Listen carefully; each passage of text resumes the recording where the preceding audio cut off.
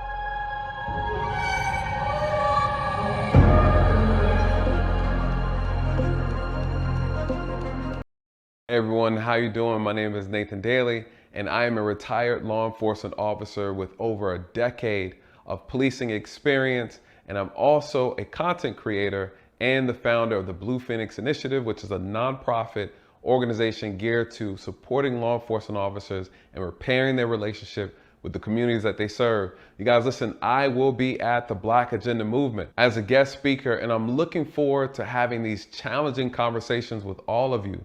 We will take a deep dive into a lot of these difficult conversations as it relates to the policing, the criminal justice system, and the solutions to these problems as it relates to how we repair the relationship with the Black community and the police that are serving their community. You guys, I'm looking forward to the conversation, and I'm looking forward to seeing you there.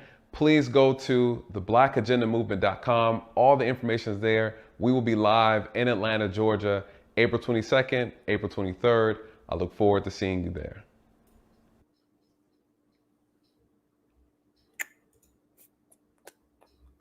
Yeah. Oh yeah, the Black Agenda Movement. Listen, you guys, please go and check that out. I am excited, and the closer we get to the date, like I'm actually like, all right, here we go. Check out the website. You'll see a lot of speakers that will be present at the event. I was given the opportunity to speak on a panel, and we'll be covering criminal justice, policing, police reform, and solutions as it relates to the Black community. So please go and check that out.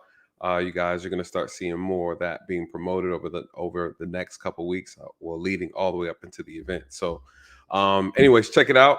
Welcome back again tonight. So we had a quick little stream last night in reference to our social media prostitute. You guys, that was a very interesting stream. If you have not checked that out, please go and check it out. It was actually very interesting to kind of learn about a porn star, right? So it was the first time I ever talked about a porn star on this channel. Very interesting. The lady with the long tongue. So that was crazy. You guys, I was minding my business today, and actually there was another video that I wanted us to go over and do a live stream on.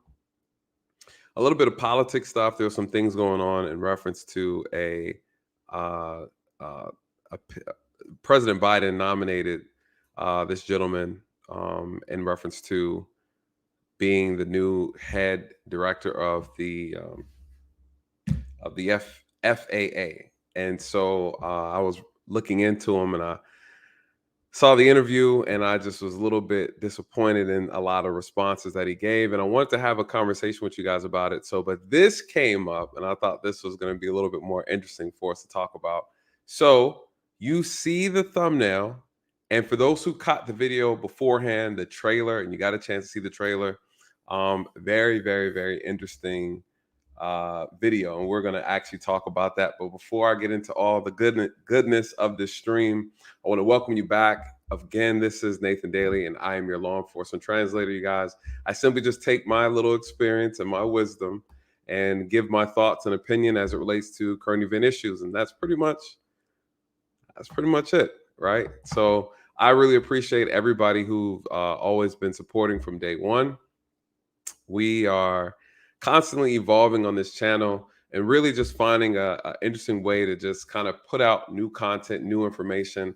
And I try to talk about the things that I guess you would say, things that I'm curious about, things that I'm passionate about, so that it translates over pretty well. I can't just kind of just talk about everything. It's just kind of not in me, right? So I do appreciate you guys' patience as we go through all these different topics. But this one was interesting for a couple different reasons. I've said it before on this channel, especially those who are new and are still kind of feeling out my personality. What kind of guy is this? You guys, I'm different, right? I'm different. I have a different perspective. There are things that listen, tonight we're going to have a mature conversation. And this conversation is probably going to trigger a lot of people. And normally when I have these type of talks on this channel, people get triggered. People get upset. People get offended. You guys, listen, this channel is a combination. There's a combination of everybody that watches this channel, which is what I'm very, very grateful for. I have a very diverse audience, which I love. And we are comfortable about talking about anything, you guys. I always say on this channel that we do facts over feelings, and the facts don't care about how you feel. And when we're having grown-up conversations, the children tend to scream the loudest, right? And I think that's kind of what ends up happening when we have these conversations. You start seeing people's maturity come out. You start seeing people getting offended when it comes to the truth. If you guys haven't already, please check out the social media links here. Please follow me if you are not already following me on these links. I do release on Instagram is where I do it. I'll put out a video reminder if I'm gonna do a live stream. So that's like a good way to get the reminder, because unfortunately YouTube does not push out notifications for me for whatever reason. I don't know. Maybe I'm a little too truthful, right? A lot of times my content and my perspective goes against the narrative. Who knows, right? Maybe it's a conspiracy. Who knows? Who knows? Who knows? But please go and check that out. And also, what else? I think that's it. Hit the like button.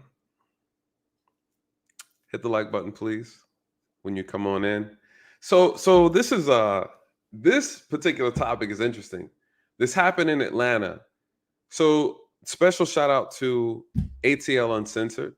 They are a social media group, and they allow everybody to be a journalist. You know, if you see something, say something in Atlanta, you record it and you upload it to ATL Uncensored, and guess what? Everybody gets to see it. It's the best way to stay up to date on what's going on in the city, which I absolutely love. So there's sometimes I get some content from there and we talk about it. In this particular video, you guys, there's a road rage incident that happened in Atlanta between a white male and a black male and a black lady, or I would say a black couple. And I'm gonna be completely honest with you.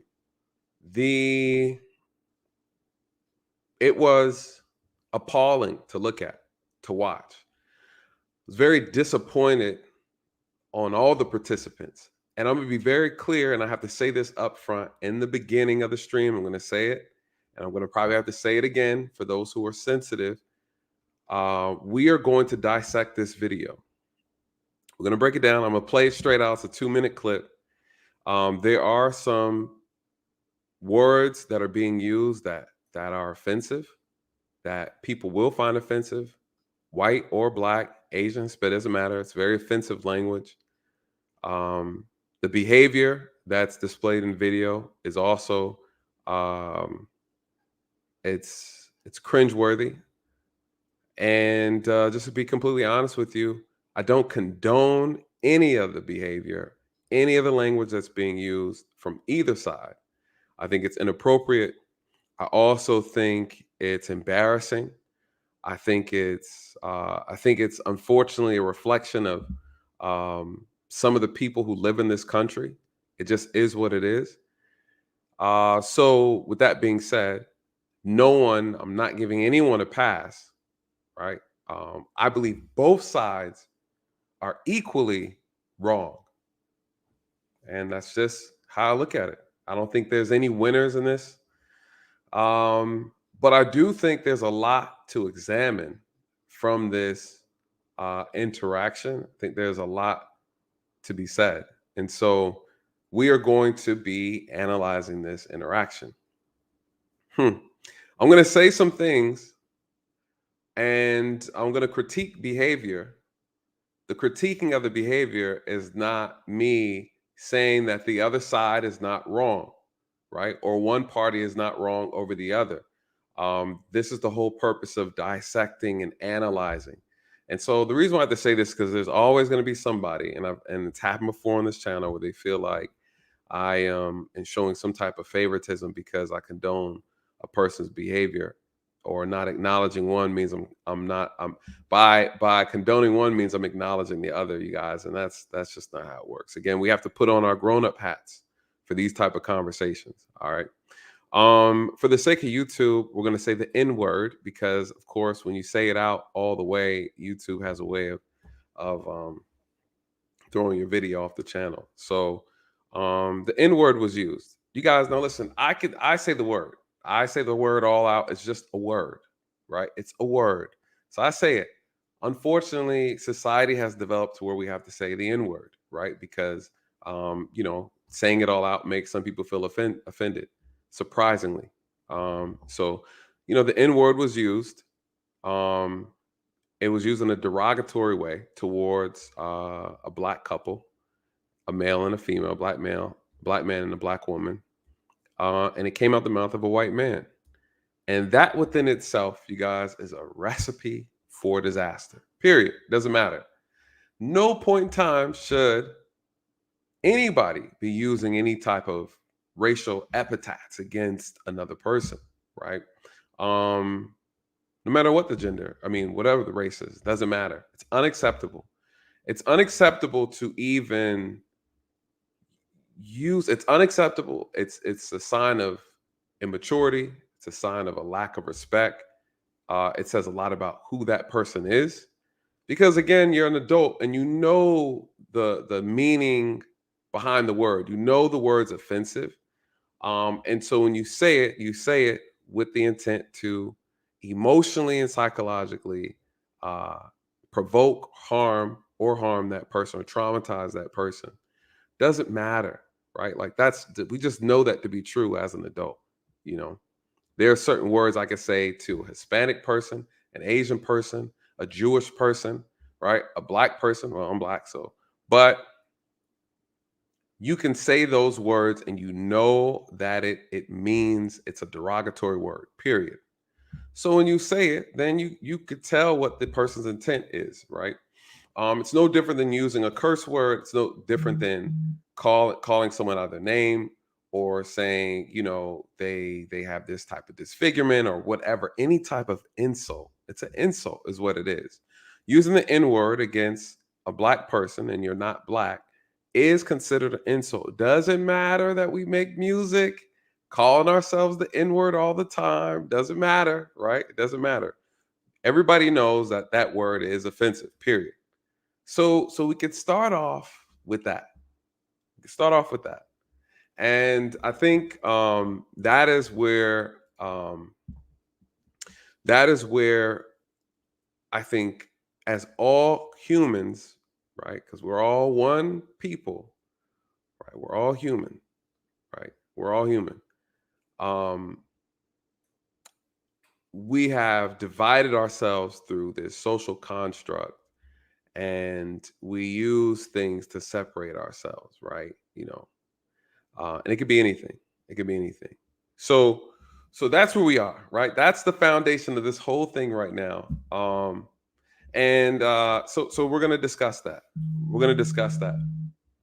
I think one of the things, though, that I will say is a person's intent. And I'm gonna tell you, I believe words. The only power words have is the power that you give them, right? Essentially, words don't mean anything. We give them meaning to ourselves, right? We give them meaning to ourselves.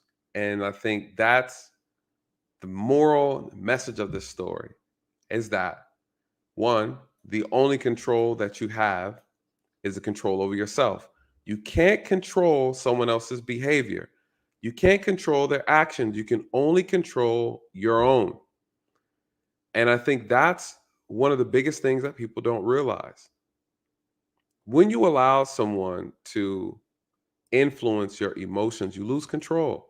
When you have no emotional discipline, you lose control. When someone says something that offends you, well, if you're offended, that's something that's wrong with you, right? You're offended. That's something that's going on internally with you.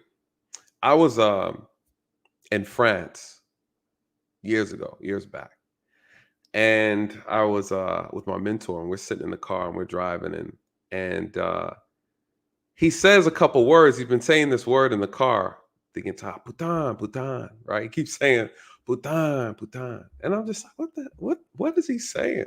Right? And didn't think nothing of it. Putain.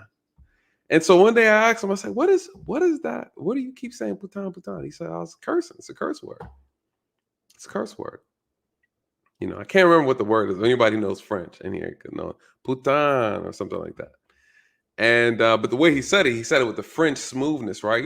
With the French language, for those who listen to it, if you ever been to France or know anybody who speaks French, they can cuss you out, and they be, was that putain? You'd be like, thanks, I appreciate it. That was the sweetest thing you could say.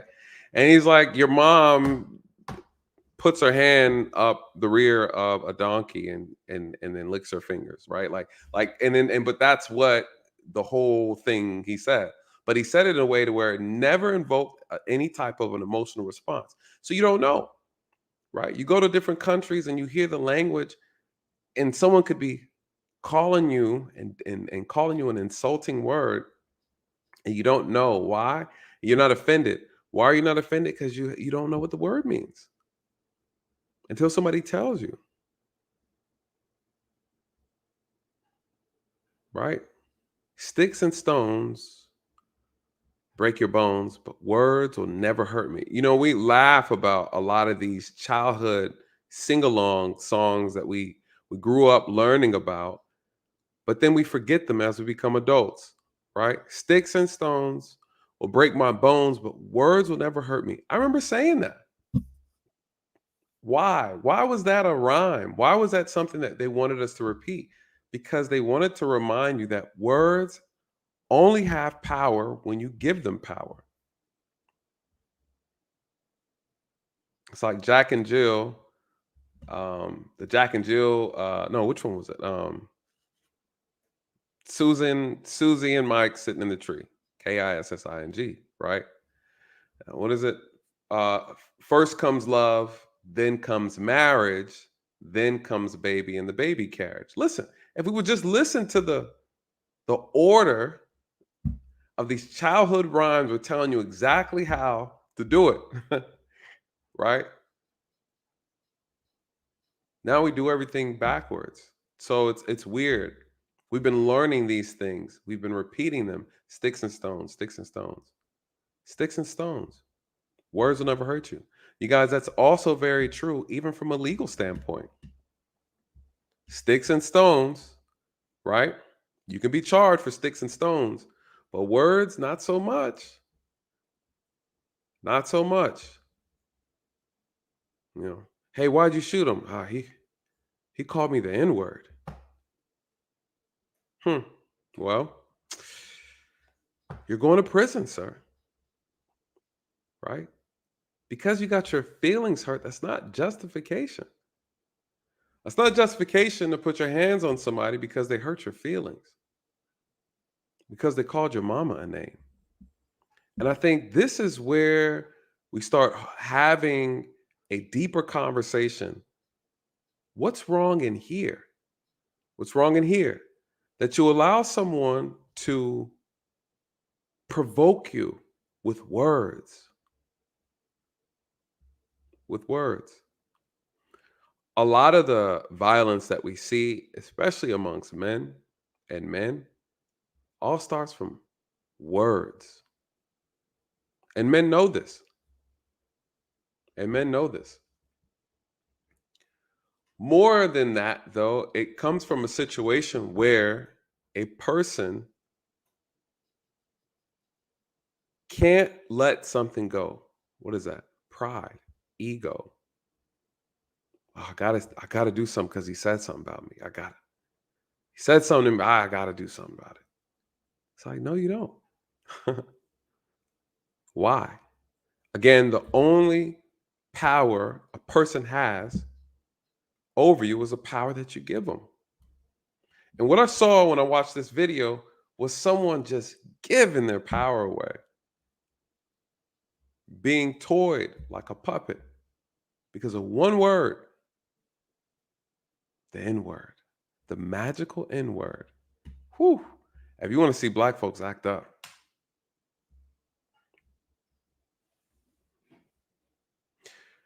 I know I know people who would go to jail willingly just to prove a point.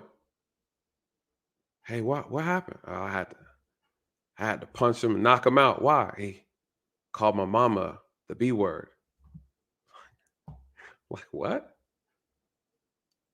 Does it make you less of a man because you don't fall victim to a person's verbal provoked attacks? Now, physically is different. You're defending yourself. You have a right to defend yourself. But words, the power of words. Words only have power that you give it over yourself. We know my experience dealing with different races in this country, different ethnic groups, is so different than what I see on the media. I'm around different racial groups all the time. People are friendly, they're cool. We have conversations. Let's talk to a guy today, a white guy today at the bank. We're laughing. He came in, hey, sorry. I was like, I'm doing good. Right? Real country guy. He had a little overalls on. He's sitting in the bank. We're laughing and we're talking. The media will have you believe that white people and black people hate each other in this country. I have friends who live overseas. They're like, "Oh, I heard it's bad over there for black folks, and y'all just can't. White people are just." It's like, I'm like, what? No. Now again, there's racist people. You guys listen. Of course, you got racist people. You got racially insensitive people. You have ignorant people. Yeah, and they come in all shapes, sizes, and colors. Black people are racist too. Some folks say, "Oh, black people can't be racist because there's a power dynamic that black people don't have over white people." Man, listen, that's such a new and evolved form of looking at racism. I'm old school, right? When it comes to racism, right? Like, so this is what it meant to be a racist. That's the definition we're using, right? When you have a person who thinks they're superior to another person and the other person's inferior due to the color of their skin. It's just that simple, right? And you make statements or you do certain things that really showcase that based on your language, based on your words and your behavior, right? And sometimes people just don't like you and they don't care and they don't want to like you, right? They're not obligated to like you simply because you're black or because you're white. Nobody's obligated to like anybody.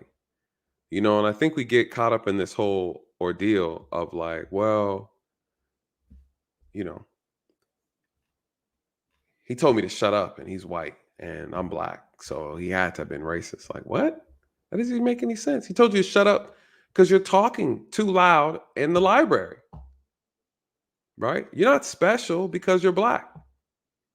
You don't get to do what you want or think rules don't apply to you because you're black or because you're white, right? Like, it goes both ways.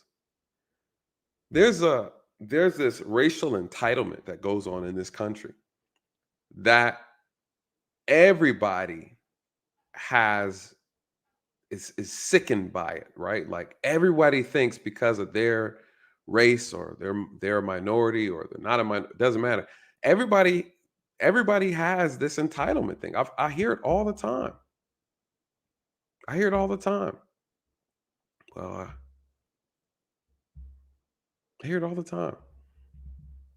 Racial entitlement. You think that because you are a minority, whether gender, age, whatever, you think that you're obligated to some form of entitlement because of that.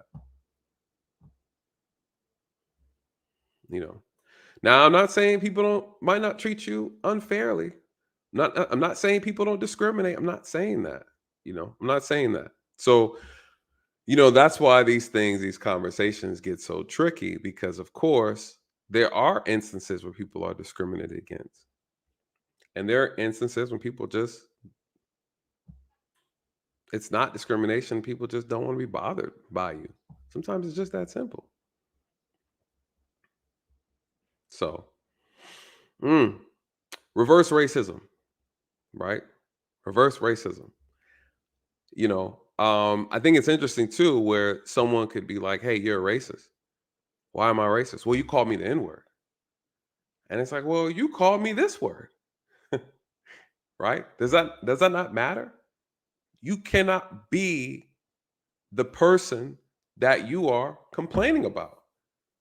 You can't act like the person or say things like the person you complain about and think that it's okay for you to do that, right? That's another thing. I find it so interesting, the hypocrisy sometimes with things that I hear as it relates to race and racism. The hypocrisy in this country is at an all-time high, right? An all-time high. Thank you so much, Kathy, for the super sticker. Thank you, thank you, thank you. An all-time high. You know, I think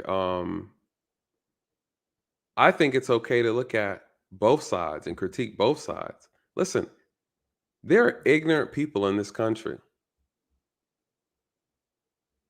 and they come in all colors, you guys. All colors. White people, black, Asian, Hispanic. I've seen it all.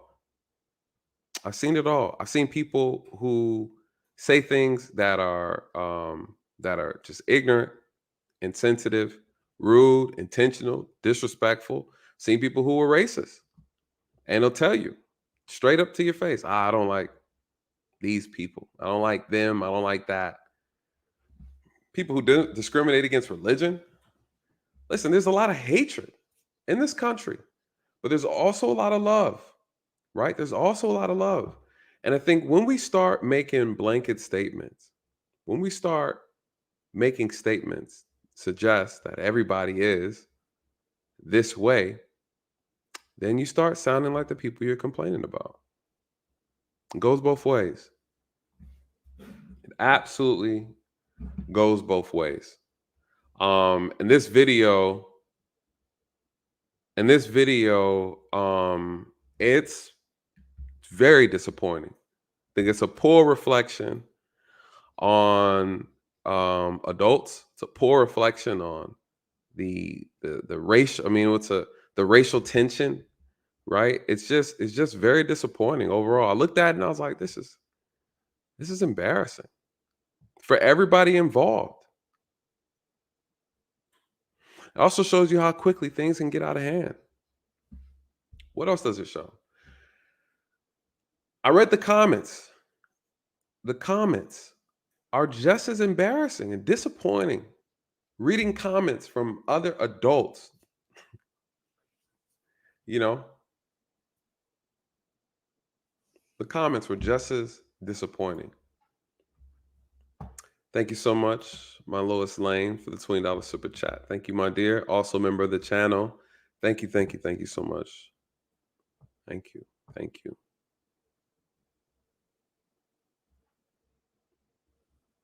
I wonder. I wonder. People are in this position now where they look at this and now they're starting to say, is this what it looks like? We talk about the power of our image, being black, being white, Asian, Hispanic. Our behavior is a reflection of everybody. Everybody. Everybody. You know, things that are put out in the media, you guys, this is where stereotypes come from, right? These things aren't just dreamed out, right? And then people are just like, oh, okay. I guess white people act like this. I guess black people act like that. No, you guys, these stereotypes come from somewhere. We also, when watching this video, you're going to see how people can quickly put themselves in prison. In prison.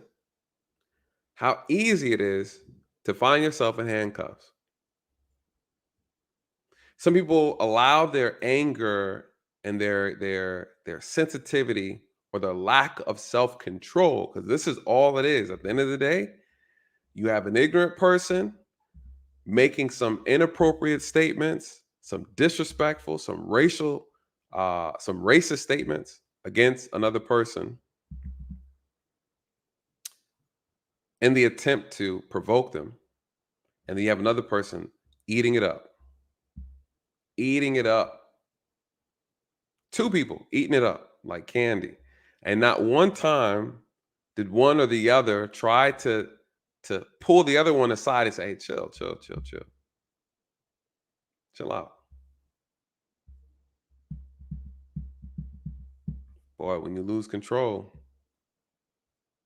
Some people are like, listen, I don't even care. I'm down for the consequence. I'm down for the consequence. Shout out to the big homie Dre. So I'm just here from the Daily Word. I like that. Good evening, welcome, Dre.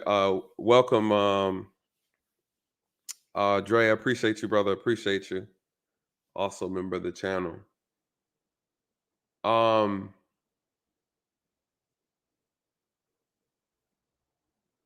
You guys, this stream is gonna offend somebody,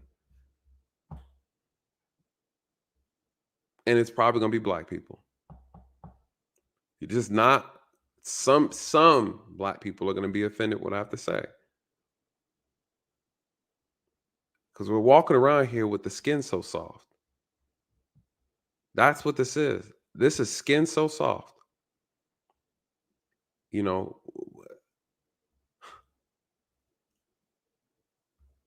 you guys, the N word. Who cares?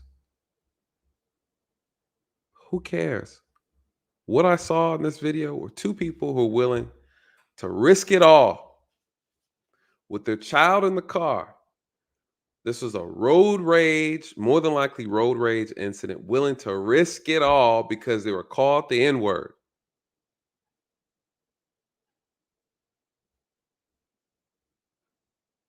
Who cares? Someone's going to say, well, of course you would say that, Nathan, because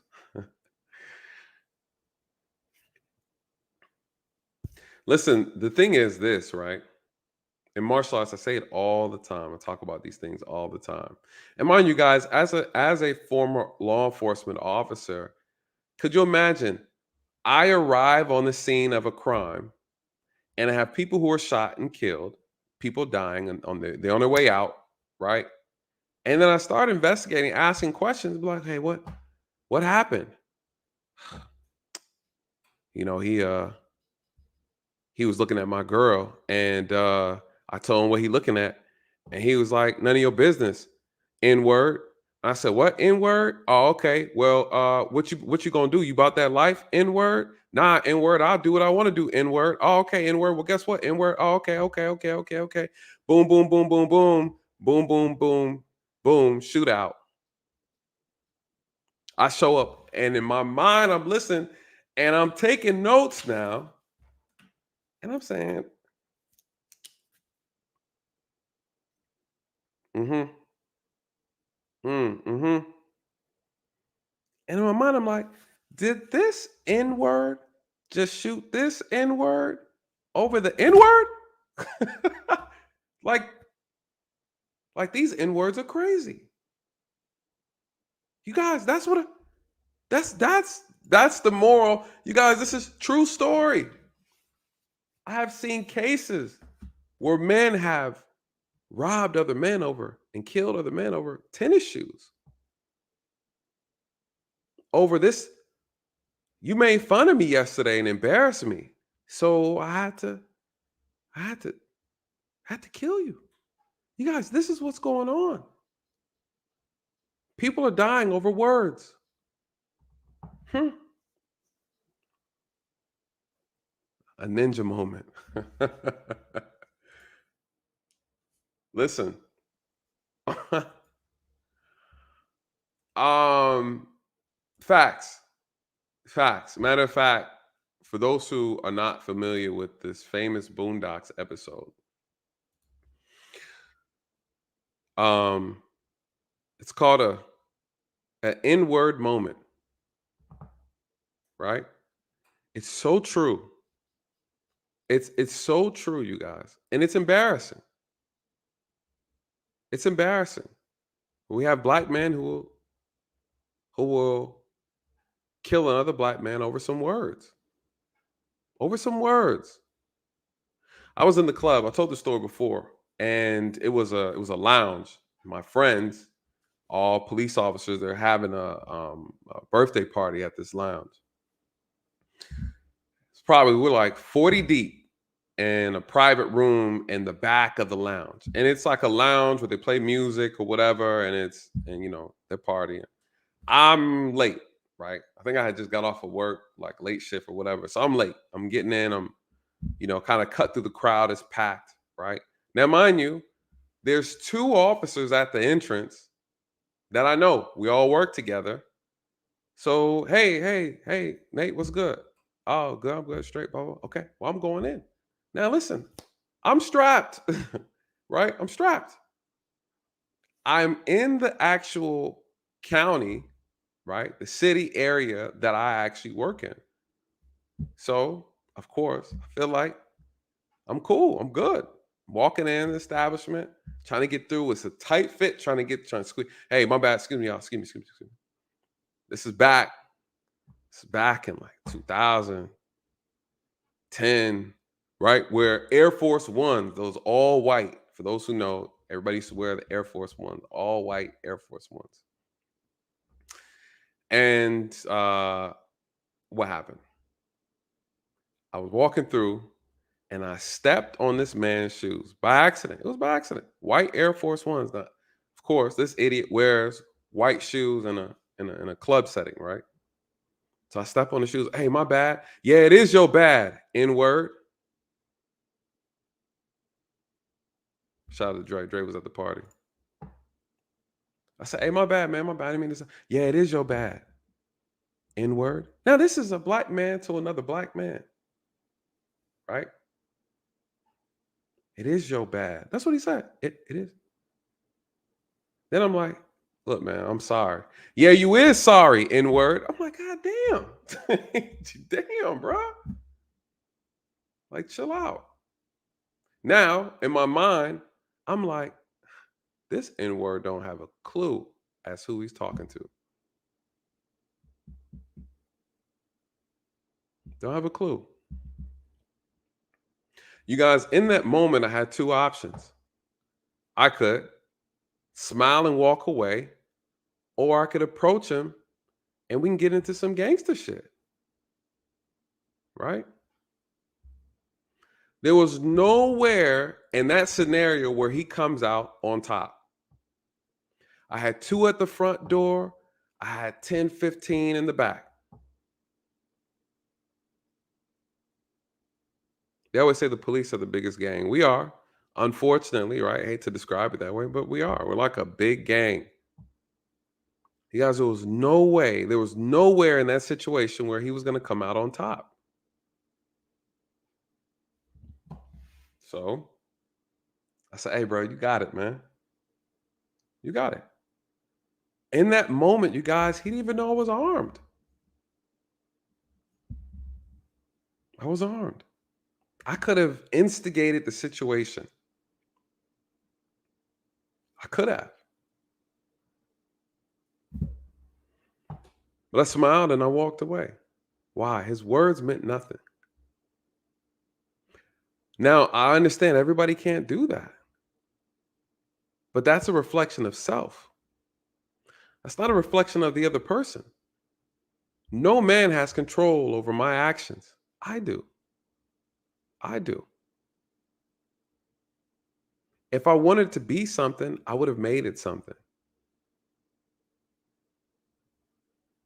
He was no threat. He was just talking. And I had nothing to prove. So, right?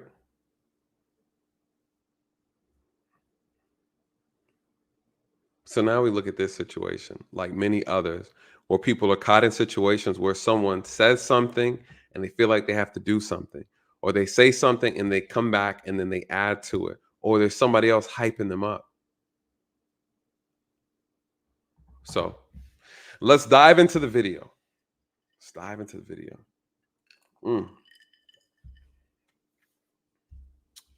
Here we go. Now, again, warning. This is, what am I supposed to say? Oh, fair use. And then also, this video is for learning purposes only. And we are examining the meaning of F around and find out. F around and find out. That's what the moral of this video is. All right. So let me go ahead and play it. Listen, if you in the chat, please, please, please, if you haven't already, please hit the like button. I will be calling people up in this stream tonight to get your thoughts on it. And those who may disagree, if you disagree with my assessment of this situation after we play this video, bless your heart. You're always willing to come up here and state your claim. But you have to cam up, right? You know my rules on this channel. If you have a disagreement, you're gonna have to cam up, right? You're gonna have to cam up. So I always say, put your words where your face is. All right. So this is fair use, and then also educational purposes. Again, shout out to ATL Uncensored for being able to post this. Please go and check them out and make sure I shout them out just in case they try to hit me with a copyright strike or something. Again, the words in here can be triggering. They're offensive. The N word is used. And then there's some inappropriate behavior. Outside of that, everything's good. All right. Everything's good. So just FYI. No violence, but violent behavior, if that makes sense. All right. All right. Here we go. Let me know if you can hear it. You want to get run over? Stop playing in my motherfucking car. Fuck you, crap. You're a fucking filthy nigger, bitch. Your mama, bitch. Fuck you just talking about? Pussy ass, Get out of the middle of the road. Get your pussy ass out nigger. of here. I beat your motherfucking ass. Quit acting like a nigger and get out of the middle of the road. Get your pussy ass Can you see how these black people... Get your pussy ass out of the car in. Get your pussy ass out of the car in. People don't know how to drive. Fuck you talking about? Don't go to jail, y'all. You say your baby in the car. I don't want you to go to jail. You better be glad my motherfucking baby in this car. Come on. I ain't letting his ass go nowhere. I lock this bitch down. Do it. Fuck you. Be a nigger. Fuck you. Yeah, okay. Fuck you. Fuck you. You get your ass beat out here. Nigga that. Nigga that. Where the nigga at? Where the nigga at? Where the nigga at? Right there. Boy, that's what niggas do, bitch. Woo. Get your That what motherfucking ass niggas beat. do? Nigga, fuck wrong with you, crap. The fuck you talking about? Keep acting And like I ain't that. motherfucking moving, nigga. Fuck you talking about? You look like a beautiful nigger. And you look like a man. Get Dallas, take Dallas in the store. Get Dallas out of this car. Say something else to my motherfucking girl. Say something else. Say something. I'm gonna show you a nigga. Say something else to my girl. Say something else. Say something else to my girl. I'm gonna beat your motherfucking ass out here. I'm gonna beat your motherfucking ass. I'm gonna beat your motherfucking ass. Say a nigga again. I'm gonna beat your motherfucking ass. I'm gonna show you what a nigga do. I'm gonna beat your ass. Don't. What's wrong with you? Stupid ass cracker. Good point. Now get his license plate. Fuck that I ain't cracker. going nowhere. Fuck that cracker. Nigga that. God. I dare you to do something. I'm gonna beat your motherfucking ass. I'm gonna show you what a nigga. I'm gonna show you how a nigga beat a cracker ass. Woo. Whoa. Okay. All right. So let's talk about it. And we're going to break it down. Listen, you heard some crackers in there, right? Use the N word, use the C word, right? All right. So let's talk about it. I'm gonna be quite honest with you guys. Before we break it down, let me tell you how this would play out.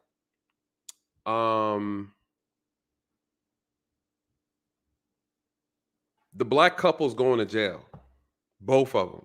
I'm locking both of them up and I'm taking them up out of here, right? So that's the moral of that story.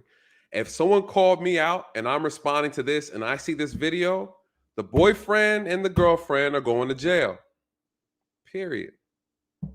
Now people are going to be like, hold on. He's a racist, right? He said he called them the N-word. Listen, you guys, the law doesn't care about your feelings. There's nowhere in the law where it says on 75-32.AC, your feelings matter. They do not. They don't. You guys, I've seen so many violations just watching this video. I'm telling you right now, the boyfriend goes to jail for a misdemeanor, simple assault, and guess what? The girlfriend goes to jail for a felony. You guys, I see all types of crime in this video and none done by the white man. I'm locking them up. And guess what? You know how bad it looks? Then you got to show up and say, oh, he called me a racist. He called me the N-word. Now, granted, I don't know what happened prior to the video, right? None of us do. And I'm pretty sure eventually it'll probably come out. Somewhere down the line, this is road rage. And we're well aware this is a road rage incident. He makes a statement and says, black people can't drive, right? So whatever happened with that, we know this is in reference to driving. We don't know why they got out the car and went to his car. You guys, the moment you go and you get in somebody's space, you guys, you're on thin ice. You're on thin ice, right? And I think that's the part that people have to remember. The moment you go and you occupy somebody else's space, you start treading the line, and it's very dangerous, right? So we're gonna play this. We're gonna play this back. And we're gonna break it down little by little, little by little. And this is why people don't understand the law. And this is why they think the law is racist. You guys, the law is built on the premise of your intentionality and you putting someone else in danger, right? And you acting it out. Putting someone else in fear for receiving harm is a crime. If I feel like and you put yourself in a position to where it could be carried out, you guys, and it's on video. It's on video. The racial statements. The guy, the white male is out of line. He's 100% out of line. And I'm gonna tell you another thing. I bet you 100% he was packing, right? I bet you he had a gun and he was probably sitting on it. He's probably sitting on it. I bet you 100%. Nobody's that bold. I'm sorry. Nobody's that bold. Oh, he knew what he was doing. He knew exactly what he was doing. He was armed. And I bet you 100%, he would have been justified and dropping rounds off into that young lady. Now, he would have had to fight. He'd have to fight in court. But I guarantee he'd have won that. He'd have won that. And it would have been self-defense. You guys, you can't get out of your car and approach someone else's car window and start threatening them. I don't care what he said to you. I don't care. I'm going to show up and I'm going to put you in handcuffs. And then you're going to probably try to fight me. Oh, you just going to let this racist man. Listen, I'm just telling you how the law works. You don't have to agree with it, but you better follow suit. The law doesn't care about your feelings. The facts don't care about your feelings. He called you the N-word. Grow up. Get over it. You're a grown woman. You're a grown man. Get over it, you guys. It's just a word. You want to go and assault everybody who calls you the N-word. I don't know what to tell you. But that's an adult decision that you have to make on your own. What did she say? You lucky if I ain't have my kids in the car. I can't even get my clap right. Mother effer, I better. Like, this is what she's saying. You lucky. So if your kids weren't in the car, what would you do? Because you already committed a felony. Obviously, you weren't thinking about your children. You don't care. How do I know? Because look what you did. The father and the mother going to jail because someone called them the N-word.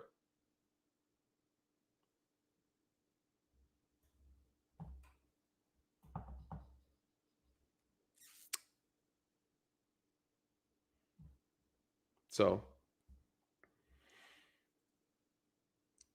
here's the problem. How much? How important? How much do you love your children that you allow the words of a stranger to get you sent off into jail, to be sued? Some of us still have a lot of growing to do.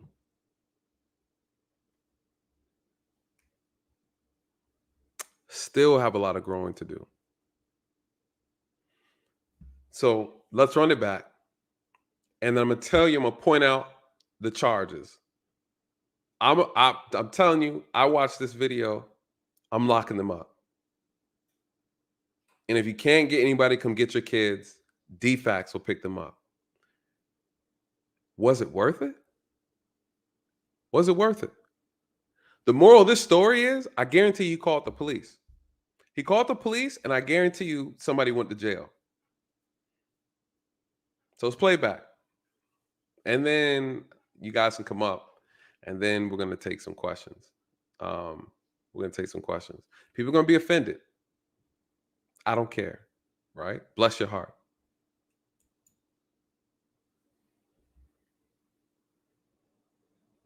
You want to get run over? Stop playing in this motherfucking car. Fuck you, crack. You're a fucking filthy nigger, bitch.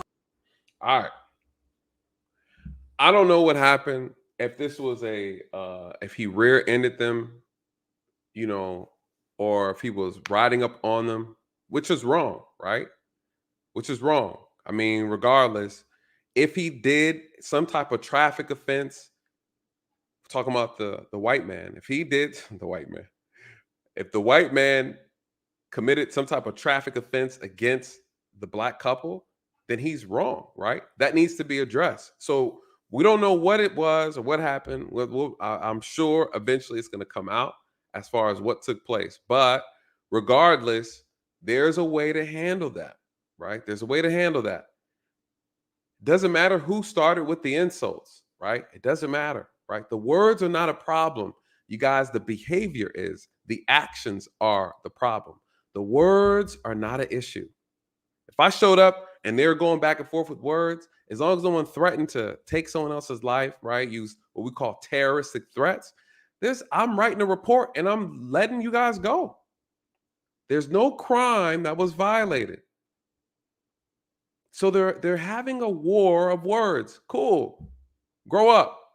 Leave. Mind each other. That's fine. I'm here now. You guys go your separate ways. I'll write it up. Blah, blah, blah. Let's keep it moving. All right. You guys, it happens all the time. In this situation, what do I see? They start recording. You see the male and the female, boyfriend and girlfriend, or husband and wife, whoever. They go and approach this man's car. All right.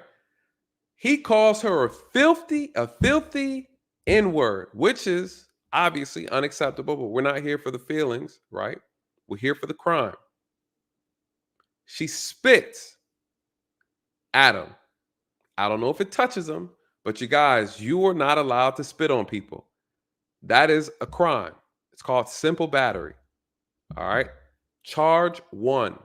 She spat on him. Okay. Then she walks off. I show up and I ask her, why'd you spit on him? He called me a filthy N-word. Okay. All right, man. I need you to put your hands behind your back. He wants to press charges. You're going to jail. For what? He called me the N-word.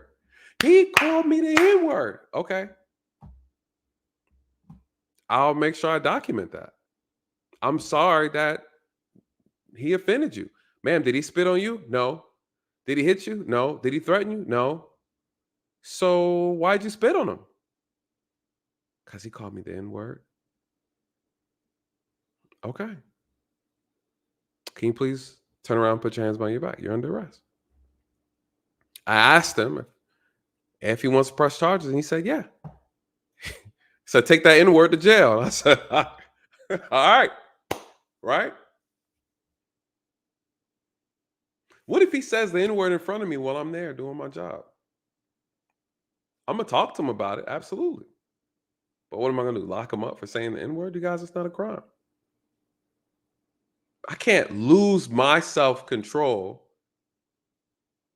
in the process of doing my job. You guys, unfortunately, my ideologies, my religious beliefs, my personal values, I can't allow that to interfere with me enforcing the law. I'm sorry. It just is what it is.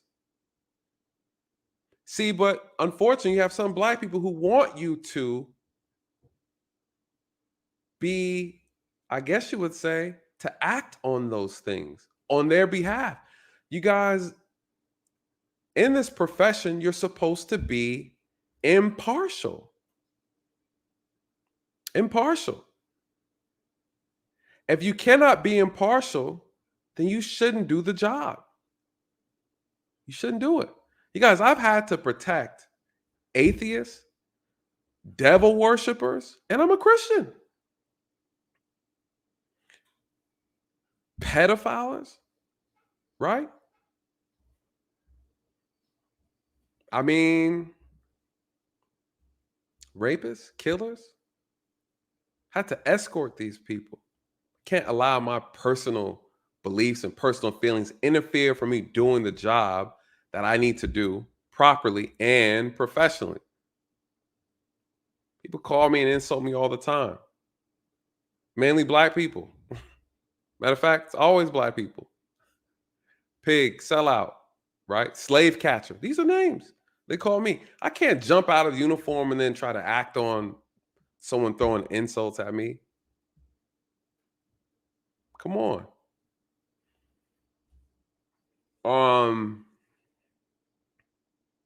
So that's a problem, right? That's a problem. Could you imagine?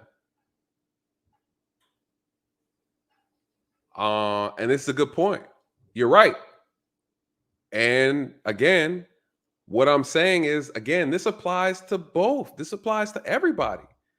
You know, this is the problem with policing just in general, is that there is a policy, there is a professional standard, and there are people who don't follow them. So to your point, the issue is that you need to remove them out of the profession.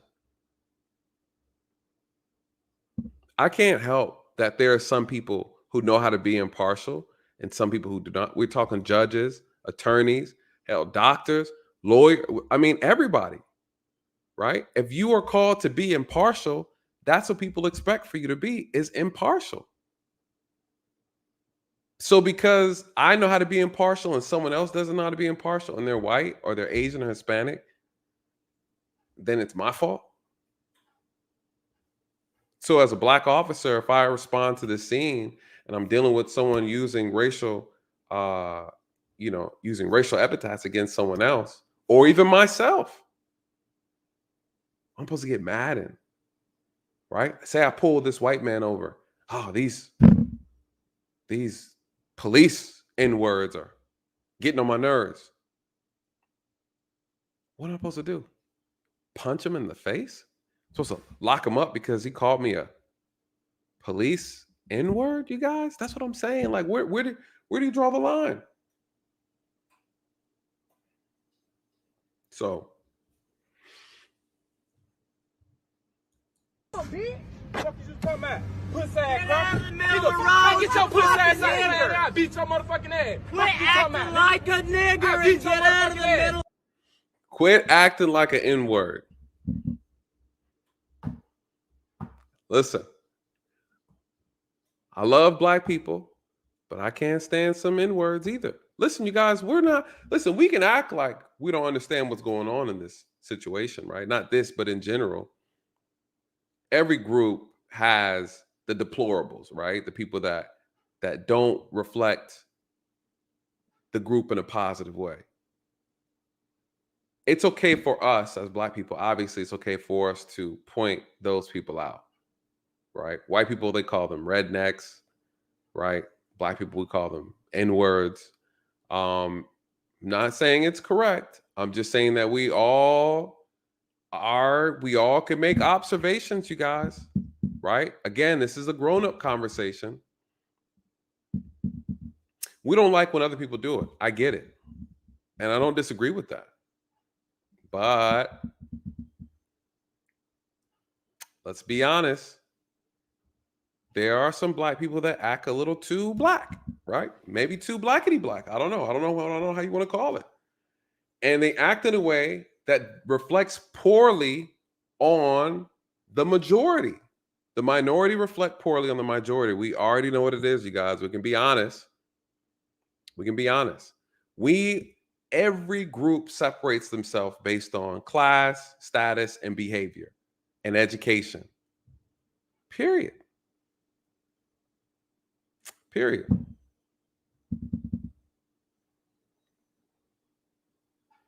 White people don't like to be called crackers and rednecks and whatever else they might be called, right?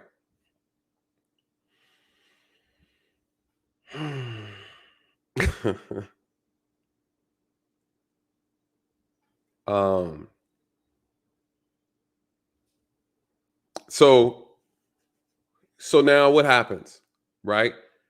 You see the couple, they're upset for whatever reason. Obviously, he did something wrong with his vehicle. He was probably being extra. I'm not gonna lie, the man probably provoked the situation. He's probably I don't know. The white guy probably did something that irritated them. And I'm pretty sure they have a legit reason for being angry. Right? I believe they have a legitimate reason for being angry. Getting out your car, going up in someone else's vehicle in their window, violating their space, no justification. absolutely no justification for that, right? You open up a door to where now you look like the suspect. You look like the offender. You look like someone who's offending some. Why? Because they did something, they drove. Listen, people drive horrible in Atlanta, period. Period. And you have some people out here in Atlanta who were very impatient and disrespectful with their vehicle. That's a fact. I would not be surprised if this man did something that warranted their frustration and anger. I can 100% see it.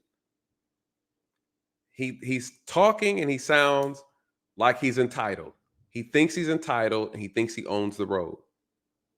I believe, and you know what's funny too, when people like that driving behind you, you could see them talking shit in the window, right? Like you like, man, I know this, and then you get mad, you get offended, like I know he not cussing me out, and people take it personal. People take it personal. You guys, listen, I've worked cases where people have been shot up on the highway because of a road rage incident, right? Oh, this person cut me off around the yield sign 5 miles back from where they got shot at. Person chased him down and shot him up. You guys, I have stories for days about human behavior, about ignorant human behavior. How people are always willing, for whatever reason,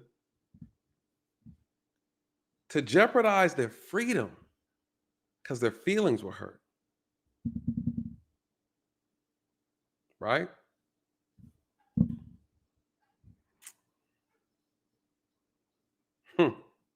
This is a perfect time to pause too, so I can play this little commercial break. Commercial break. I'm gonna start throwing these in here because I want to advertise this as, listen, it's funny, you hear my perspective about race, and then I'm gonna be at the Black Agenda Movement talking about police issues, right? Listen, I speak on things because, again, the power of words, and we're allowing these things to dictate too much, you guys. But commercial break real quick because this food's ready.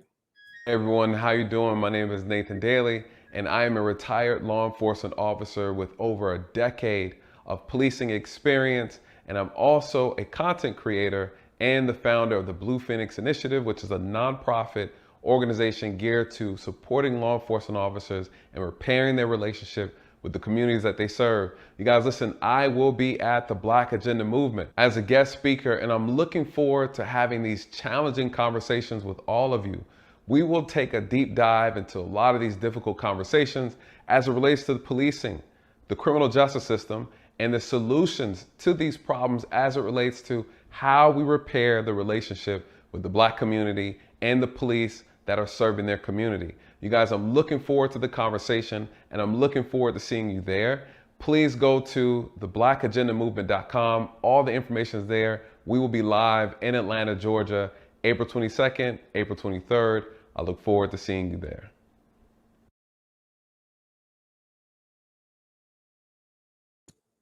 All right. Back like we never left. There's a couple things. Hold on. Make sure I'm not missing nothing. There's a couple things that we're going to discuss.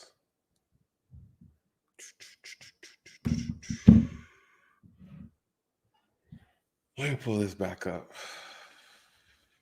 Get your ass, get your pussy ass. Can you see how these black people, Get your pussy these ass out black the car, people don't know how to drive? Fuck you talking about. Don't go to jail, y'all. You say your baby in the car. I don't want you to go to jail. You better be glad my motherfucking baby in this car. Come on. I ain't letting his ass go nowhere. I locked this bitch down. Woo, my God. First of all,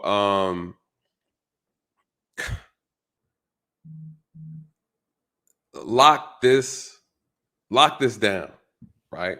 She's saying lock it down. Don't let him go. You know what that sounds like to me? False imprisonment. He can't go nowhere.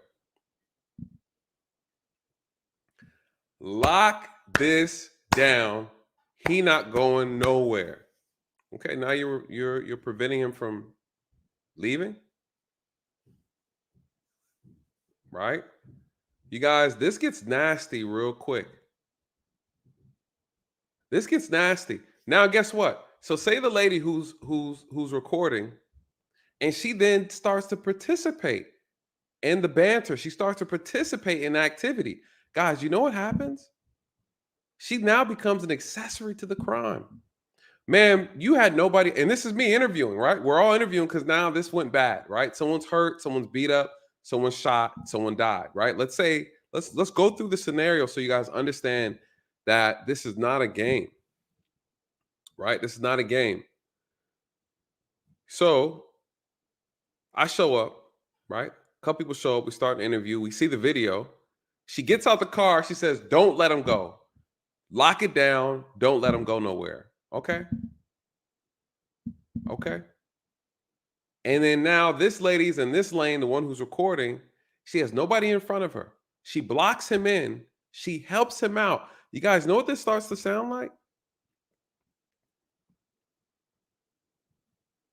Remember the Ahmaud Arbery?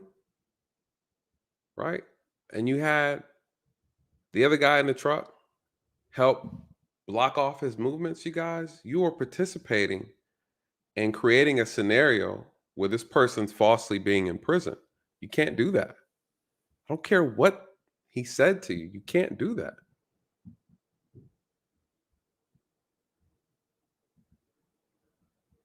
You know, you can't do that.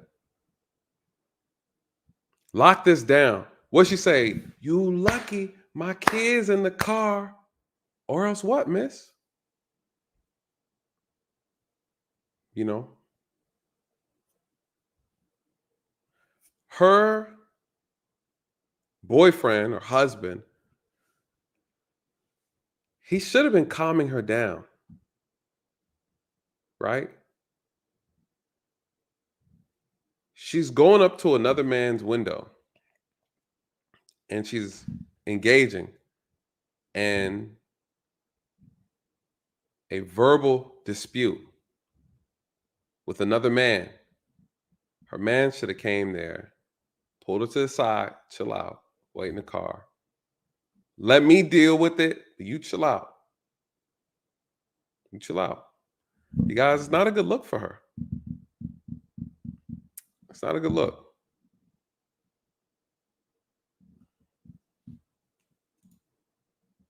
Do it. Fuck Be a nigger. fuck. This guy's off the chain. Do it. Be an N-word, right? Oh, he's foul. This guy's foul, you guys. Listen, he's baiting them. He's baiting them and he's winning. He's toying. He's just toying with their feelings. He knows it's triggering them. He's trying to get them to do something physical, right?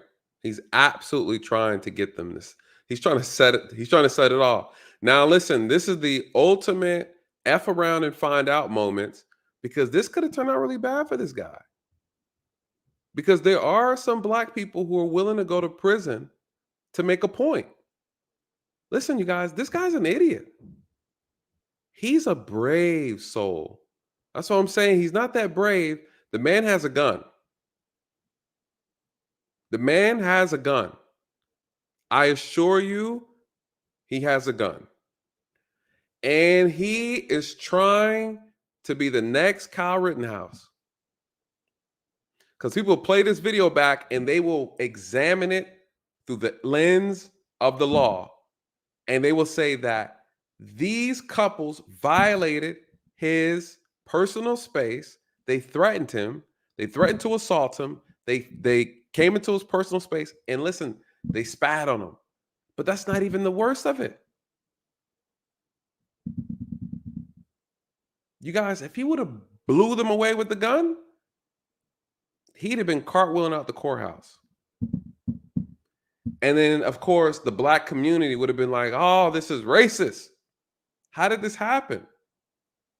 How did this happen?" Right?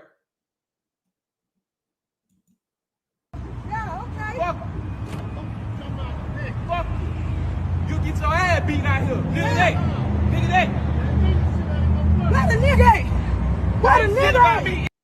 Where the y'all acting like some, right? Come on, y'all. This is embarrassing. This is embarrassing. Where the ends at? Where the ends at?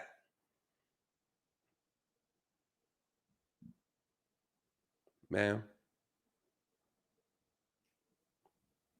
Come on. Mustafa says it comes from, he said, because it comes from our collective racial, y'all don't have no damn racial history. A collective mental, you don't have it, sir. Right? This is an excuse. This is an excuse. This is an excuse to justify being loud, being ignorant, and doing something that's going to ultimately put you in handcuffs. Because if you tell me that when I show up, tell any officer that, we're going to laugh at you and put you in handcuffs. Oh, well, the reason why I got mad, got out of the car because of the collective racial memory. Sir, you don't have a collective racial memory because you didn't experience any of that you're talking about. Come on, man. That's what I'm saying. It's like we want to use that to justify violating the law against another person because they called us a name. Sir, you can't justify this. There's nothing about this you can justify. They're wrong. The N-word should be protected under, should not be protected under the First Amendment. I mean, but then how do you enforce that? The problem is enforcing that, right? Like that's the issue. You can't, if that's the case, then you'd have to get black people. Now, listen, I think you're onto something. You know, Mustafa, you're saying the N-word should never be protected under freedom of speech. But the thing is, it's so subjective. And you got black folks who tear the word out of existence all the time. See, it's okay for white people to say the N-word when they're paying for it in the forms of music and a concert, right? You're at a concert and you're saying it. It's okay then for white people to say it. It's not okay for white people or other people to say it when they're upset at a black person, right? Like then it's not okay. But it's okay when we're sharing it in a festive way, right? Some white people are allowed to say it amongst their black friends and some aren't. See, all that. The thing is, the word can either be said or it cannot be said. And it needs to be removed from everybody's vocabulary. That's the only way it works, right? It's the only, black people have to let the word go as well. And that's not happening. And that's where the problem lies, right? You know, the hypocrisy behind it is where the issue is. And so I hear what you're saying, but I don't know any Jewish derogatory words, right? But I'll tell you this that I do know. I've never heard a Jewish person refer to each other in a derogatory word, right? Like, oh, what's up, my J word, right? What's up, my J word, right? Like, right? I've never heard it. I don't hear them make music about it. I don't hear it being an issue, right? So I just don't know about that. I mean, and I don't have all the answers. I'm just saying I've never seen that. So we have to be honest. Like we use the word so much, it's hard for anybody to take it seriously. Now we can try to make again justification for why we do it, but at the end of the day, it's still an excuse. It's hypocrisy. It's how it looks. It does, and people don't take you serious when you do it. So you know. So now they're approaching him again, right? They're going back up to his car and they're making threats again, you guys. This looks bad on them. On them. People are focused on the words that he's using. The words are inappropriate. The words are inappropriate. He shouldn't have used them.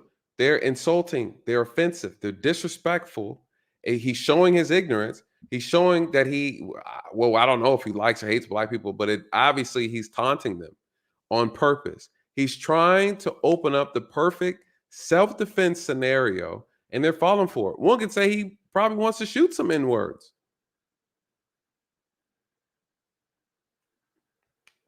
He probably doesn't like black people. He probably does. And he probably just hates the N-word, right? He probably just hates the N's. He likes the B's, but hate the N's. I mean, we don't know. I don't know this guy, right? I'm not defending him, because he's bold. This little white lamb is bold because right here, he got two wolves looking at him, looking to eat him up. And they feel comfortable in what they're getting ready to do, and they believe it's worth it. They want to go to jail over it. They think it's worth it, right? They think it's worth it. Look what they do. Where the nigga? Right there. Woo! Where the N-word at? Right there. That's what he said. Right there. Right there. I'm looking at the N-word right now. And what'd she do? Puh.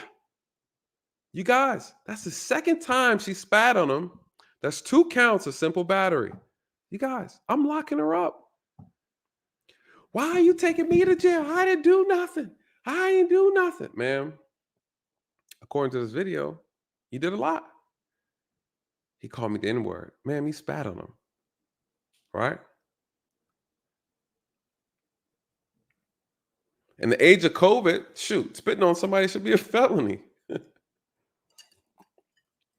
I don't know what happened, but the next day after she spit on me, I started breaking out in hives. Now they got this new fungus thing coming out. You can't be out here throwing your body fluids on people. I don't know what you got in your saliva, ma'am. She spat on him. Right? She spat on him twice. You guys, that's 2 counts, simple battery. She's going to jail. She's going to jail. I don't care how you feel. If you're willing to go to jail because someone called you the N-word, listen, I can't. That's your personal choice. She just said, you lucky I got my MF kids in the car. Ma'am, obviously it didn't matter. What kind of mother are you? What kind of father is that? Risk it all for the N-word. Jesus Christ. Now, everybody doesn't have, everybody doesn't have, right? Like the patience and the understanding to see the bigger picture. I get it. That's why we have the police. And that's why we have a court system. For those who are unable to see how to handle situations properly, right? That's why we have punishment. So if you're willing to risk it, then you willing to risk it for a biscuit, do your thing, sister. Right? That's what niggas do, bitch. Woo! She said, that's what. See, listen, now this is what's happening, right? This is a self-fulfilling prophecy. She said, this is what N-words do. And she proceeds to act like an N-word. And then we get mad when someone calls us an N-word. She said, this is what N-words do. And she proceeded to spit on them. You want to see an N-word? Let me show you an N-word. It's almost like she transformed into what he was assuming she was. One could argue, was he wrong? Did he improperly assess the situation? You guys, they showed him exactly what he thought they were, right? Could we argue that? They bought into it. And this is what people see, and this is our image. We fall right into the stereotype. We fall right into the stereotype. I remember growing up, my parents wouldn't allow me to leave the house with a do-rag on, right? A wave cap. My mom was always concerned about my image and how other people viewed me, right? You know who wears, and this is what she's telling me, you know who wears these wave caps and when we call them wife beaters, tank tops. Why do we call them wife beaters, right? That's a stereotype, right? You see a man on the street with a 40 ounce, he got a white tank top on. They were always considered wife beaters, right? We say that word all the time. It's a stereotype. Why, you guys? People make observations. We simply make observations. We're an observing group of people. We observe and we make assumptions. Hey, based on what I've seen repeatedly, this looks like a wife beater to me. And what are white people saying? Well, just based on what I'm seeing from y'all on social media, movies, music videos, rap songs, here's my observation of Black people. You guys, the power is in the image. Power is in the image. This is not a good look. The problem I have here is you have a man that's here who's supposed to be about reasoning and critical thinking, and he's just as lost as his girlfriend is. He's just as gone, you guys.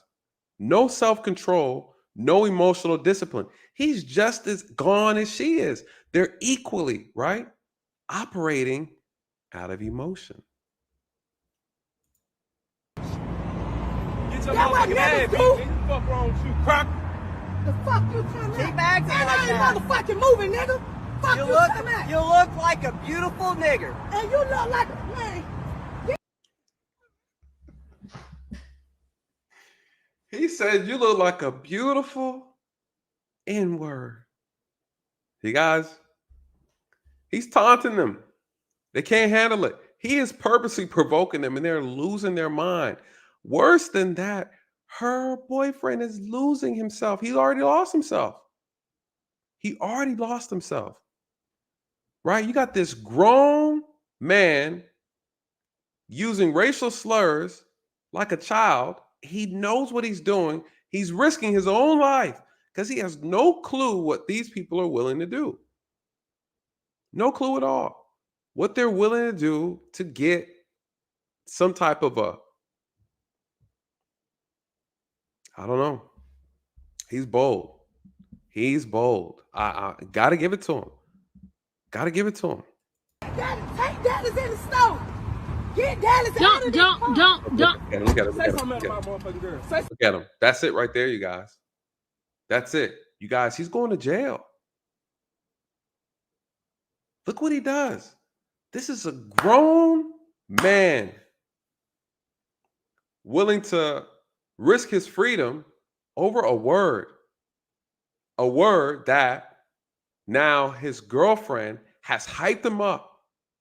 Nobody in this is using any type of common sense. No one is thinking about the kids in the car. He's willing to risk it all. You guys, listen, this man in the car decided he wanted to shoot him because he'd have a strong argument. You risk getting killed. Come on. Come on. Come on. She hyped him up, you guys. Hyped him up to catch a soul bond.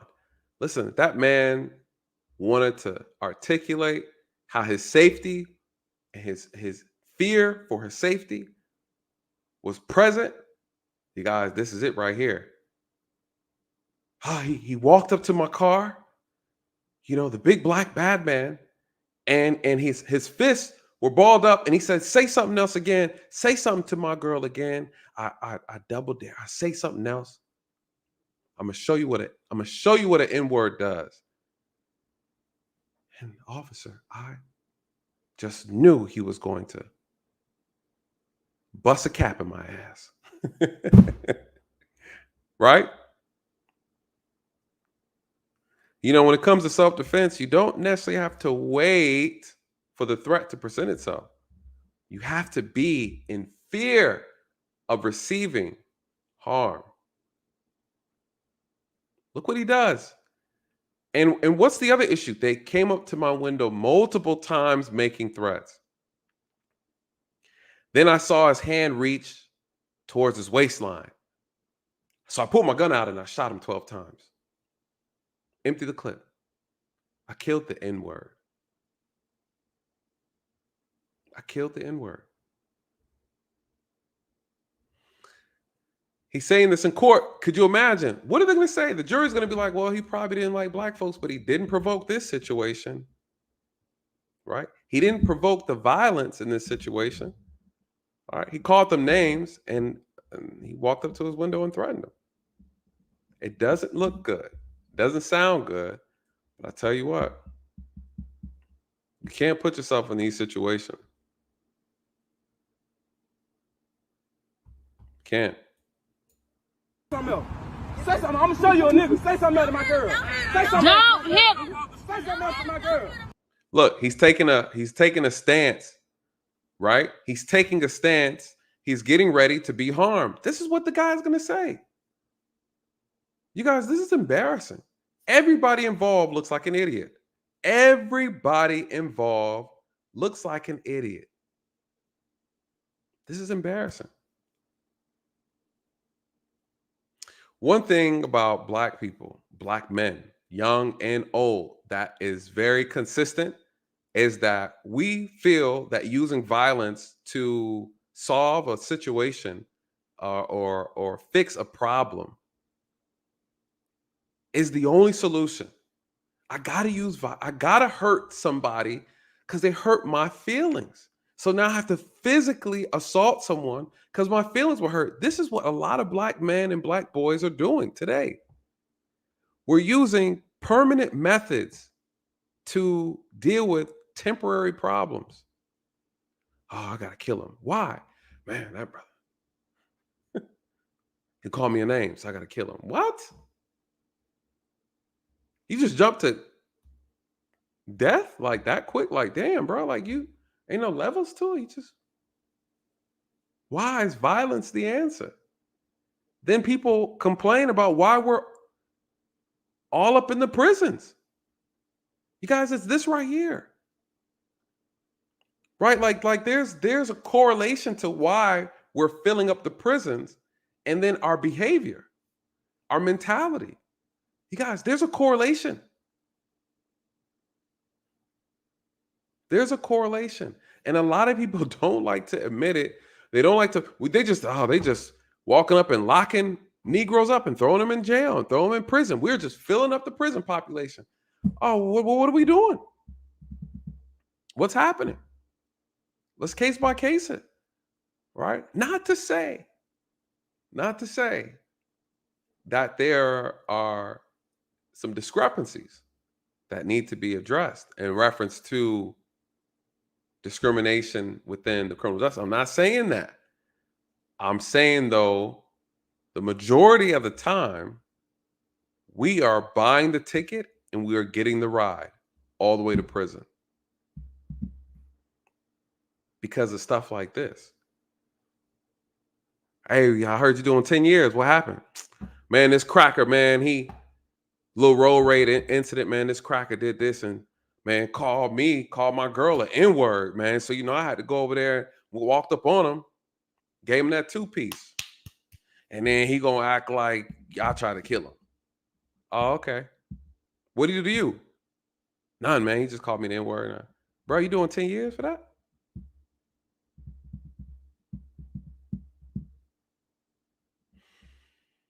Because for whatever reason, black men think that this is masculine. We think that this is what it means to be a man. Right? We think that's what it means to be a man. And that we have to make someone agree with us, or if you insult us, the only response and retaliation is violence. Stupid. Which is why we're filling up the prisons. Which is why we commit nearly half of the violent offenses in this country, guys. Like there's a correlation to it, right? I'm gonna beat your motherfucking ass out here. I'm gonna beat your motherfucking ass. I'm gonna beat your motherfucking ass. Say a nigga again. I'm gonna beat your motherfucking ass. Hey, so now listen. I ain't gonna lie, the white man, I think he's feeling his stupidity though, right? Like it's starting to catch up to him. He's like, damn, I think they was really gonna do all this, right?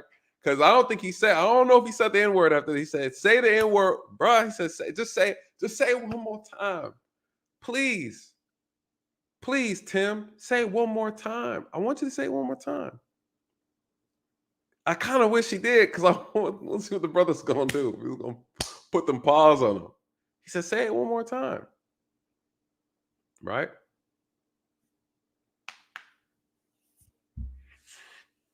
Say it one more time. What'd he do? I'm gonna show you what a nigga do. I'm gonna beat your ass. Oh.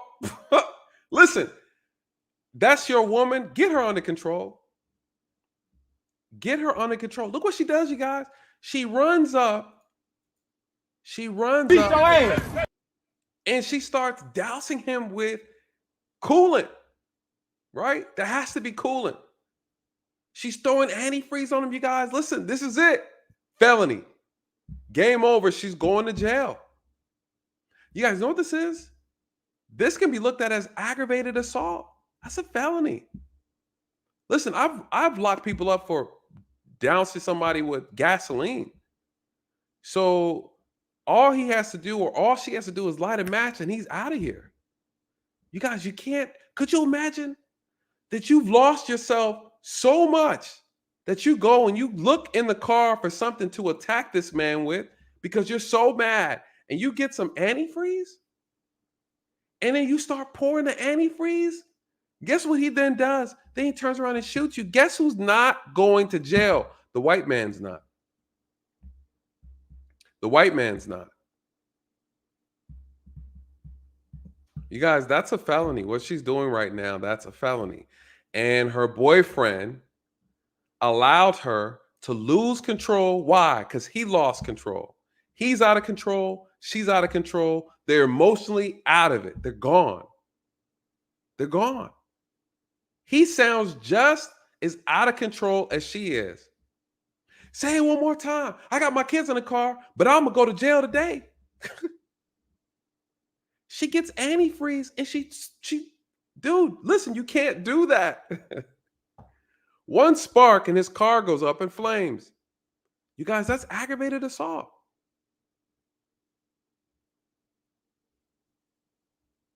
Aggravated assault. Now listen, the white man risked it all, right? He risked it all. What is he saying? I'm willing to die behind making y'all look crazy. The white man, he's all for it. Why, you guys? Because he has a game plan. Obviously, he's purposely provoking them at his own demise. Is it that? It's like, is it that serious? People play the character all the way to the grave. Bless his heart. He's an idiot, you guys. He's an idiot. More reasons why you don't entertain it. Why entertain him?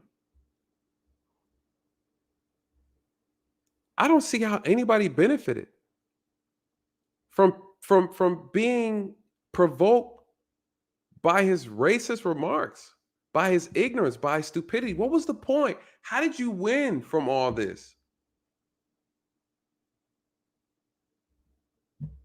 You don't. You don't.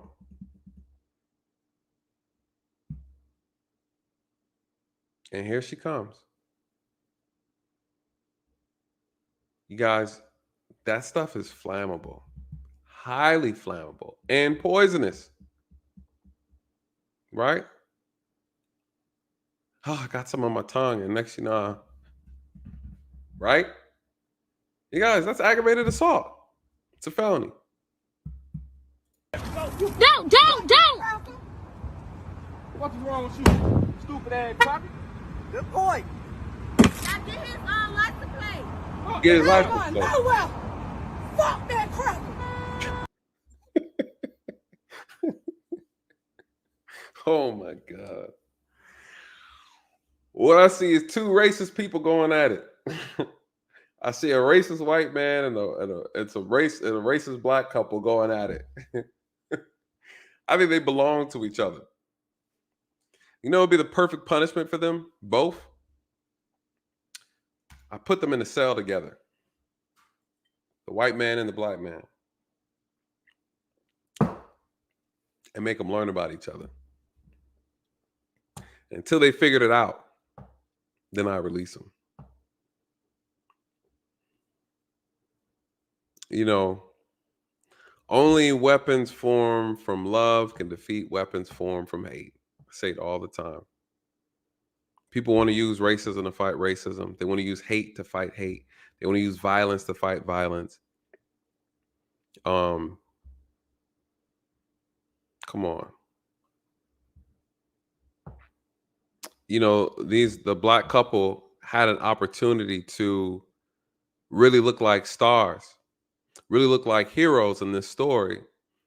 And they looked just as bad as the villain who was attacking them with his words. They looked just as bad. They had an opportunity to really, really make an impactful statement with this, you guys, and they fell. You know,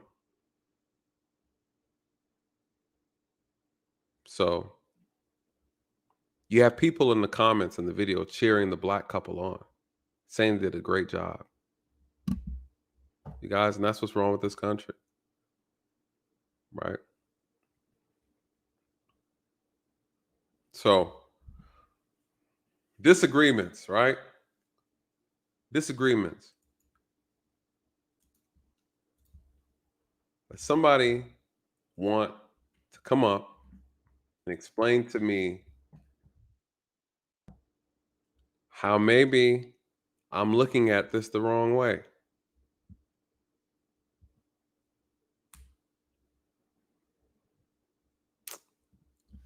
Shout out to Whitney. Whitney said, Nathan, I love your cell idea. It would be wonderful. We must lead with love and grace, our fellow man. Absolutely. Absolutely. I'm putting both of them clowns in the cell together. Work it out, you guys. Watch them come out hugging and being friends.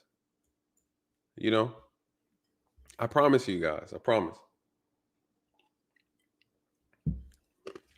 All these stereotypes that we have for each other is crap. You know, white people have these stereotypes on black people have stereotypes on white people, Asian, Hispanic. We all have these stereotypes. You know, we think that that's who everybody is. We've never once, some of us hate white people, and you never even had a white friend. You don't even know white people on a personal level, and you just, right?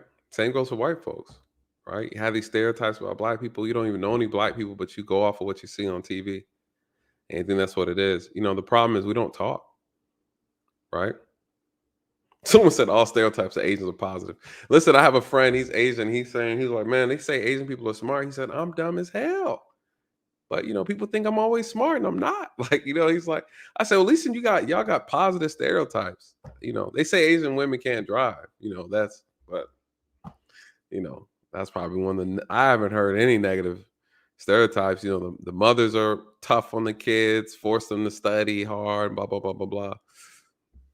Outside of that, I haven't heard any negative Asian stereotypes. But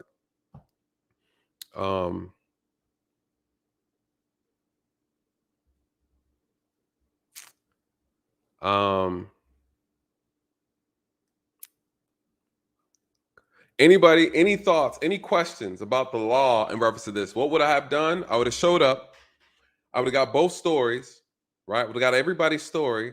I would have looked at the video, and I would have put the woman in handcuffs, the black woman. I would have put her in handcuffs. Then I would have put the black man in handcuffs, and then I would have asked the white man. When I say that, always sounds bad. I'm gonna ask the white man what he wants me to do with these N-words, right? No, I'm gonna ask him, right? Because I'm gonna say, hey, this is what happened. This is what he did to you. Do you want to press charges? Yes or no? If you don't want to press charges, I'll write up the incident, and then I'm gonna let them go, and everybody go about their merry way. If he's like, I want them N-words to go to jail, I'm gonna laugh and be like, sir, with all due respect, that word is disrespectful, right? So let's talk about it, right? So let's be clear. So I'm definitely going to check him, right? Like, I don't want anybody to think he's not going to get checked. At the same time, I'm still going to do my job. They violated the law. It is what it is, right? It doesn't look good. They made themselves look worse than they needed to. Okay, man, what are you being charged with? 2 counts of simple battery and aggravated assault. Sir, what are you being charged with? You're being charged with simple assault. Right? That's it. We can make it a family affair. Do you have someone to pick the kids up? Yeah, they could be here. When? They got to be here within 30 minutes. They can't? All right. Well, guess what? Kids will be taking a defects. Well, why my kids got to be? You should have thought of that before you came out here and acted like some children. But you know what's funny? These are the same parents that'll tell their kids to put their hands on someone if they call you a name in school. You guys, I see it all the time. I show up. I got 2 kids who went at it. And the parent shows up. Well, that's exactly what I told him to do. You guys, listen. I'm telling you. It's all up in here. It's all up in here. So, any questions? This is if you have a question, put a Q in front of your question. Let me pull it up. Answer the questions. I dropped the link. If you want to come up, if you feel like I said something that you don't agree with and you want to address it, you're more than welcome to come up here. We're gonna let this ride for maybe another 15 minutes. Because I got some stuff on the stove. Your boy's cooking tonight. So I'm Ken Ross. Shout out to you, Mr. Ross. He said, could it also be attempted murder? Antifreeze could kill. Yeah, that's what the aggravated assault charge is, which is a felony. And in Georgia, so this happened in Georgia, aggravated assault essentially means it's almost as close thing you get to like attempted murder, right?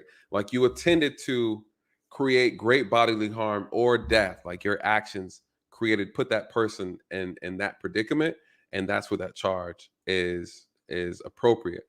So I would definitely go with aggravated assault. Because guess what? He could have been in a situation now where the situation escalated and he felt he needed to draw his weapon. If he pulled the trigger, the sparks would have probably set him up, possibly, right? Sparks from the gun. Or they could have came back and threw a match in his car. I mean, you don't know. What do you wait for, right? So the whole idea is the opportunity to do more harm is definitely there. Now, charge more likely probably drop maybe in court or something like that, or reduce. But yeah, absolutely. Could definitely argue an ag assault charge for that.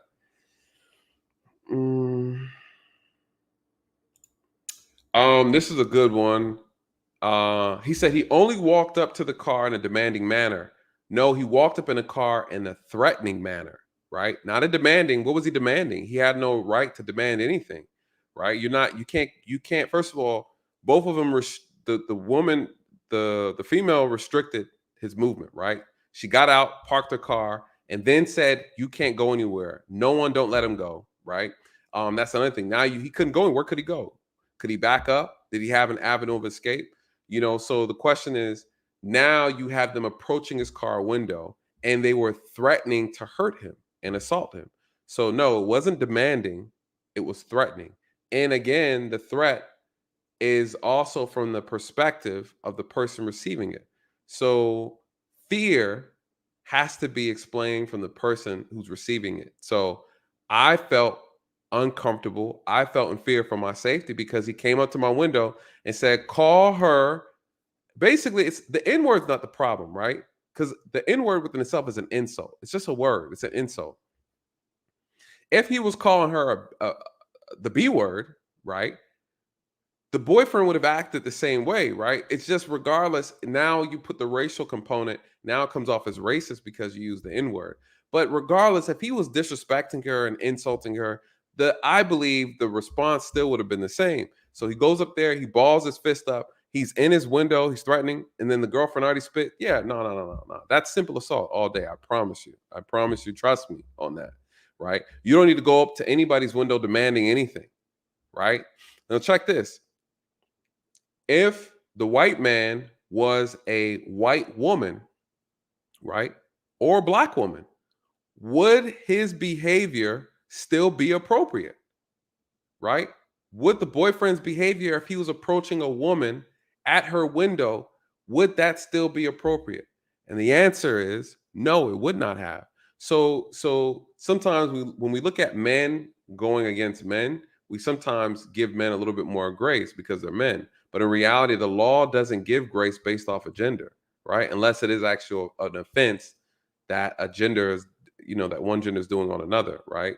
But out like grape, we got to say that G word. But so in this case, no, that wouldn't be appropriate.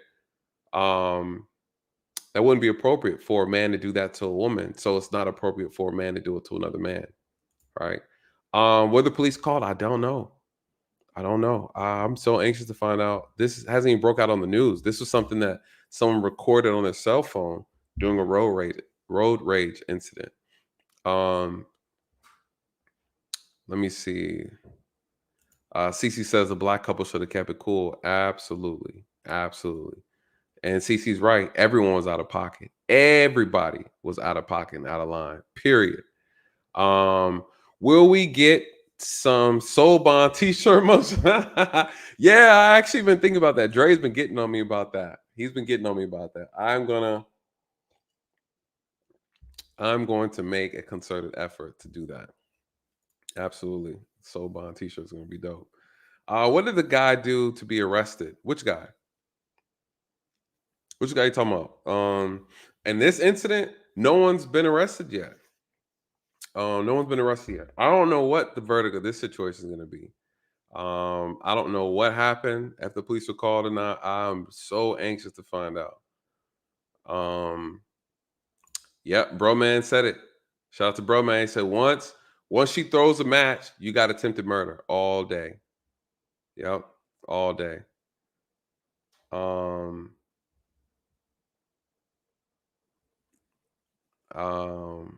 Let me see.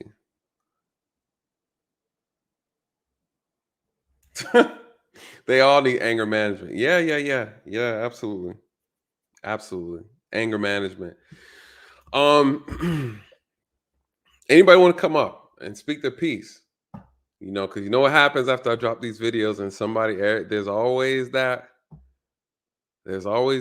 color justice warrior in the chat that wants to talk about how,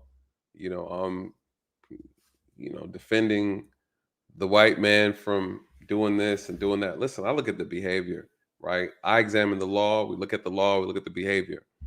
We can agree.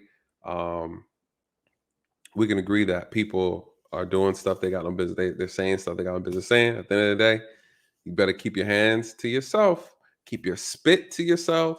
Keep your hands to yourself. And that's it. That's it. I'm telling Umar, man, tell Umar come up here. I want to know what I'm gonna send this video to Umar and be like, Umar, what you think about this? He's like, the white man has provoked you in your mind.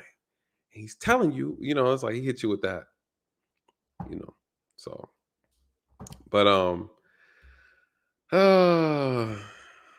anyways, Lord have mercy, I can't send it to Tariq. You already know how that's gonna turn out.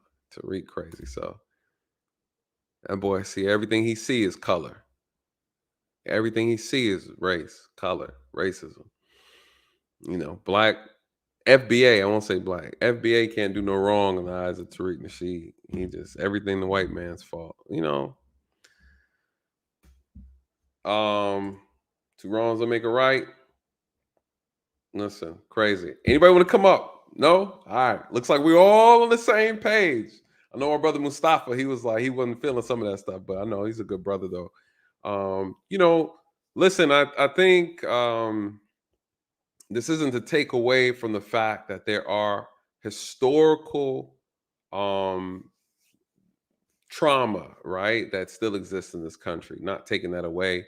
You still have people who are living in certain parts of the country like it's still, 1825, right? They don't believe slaves have been free, right? Like they're still living in that.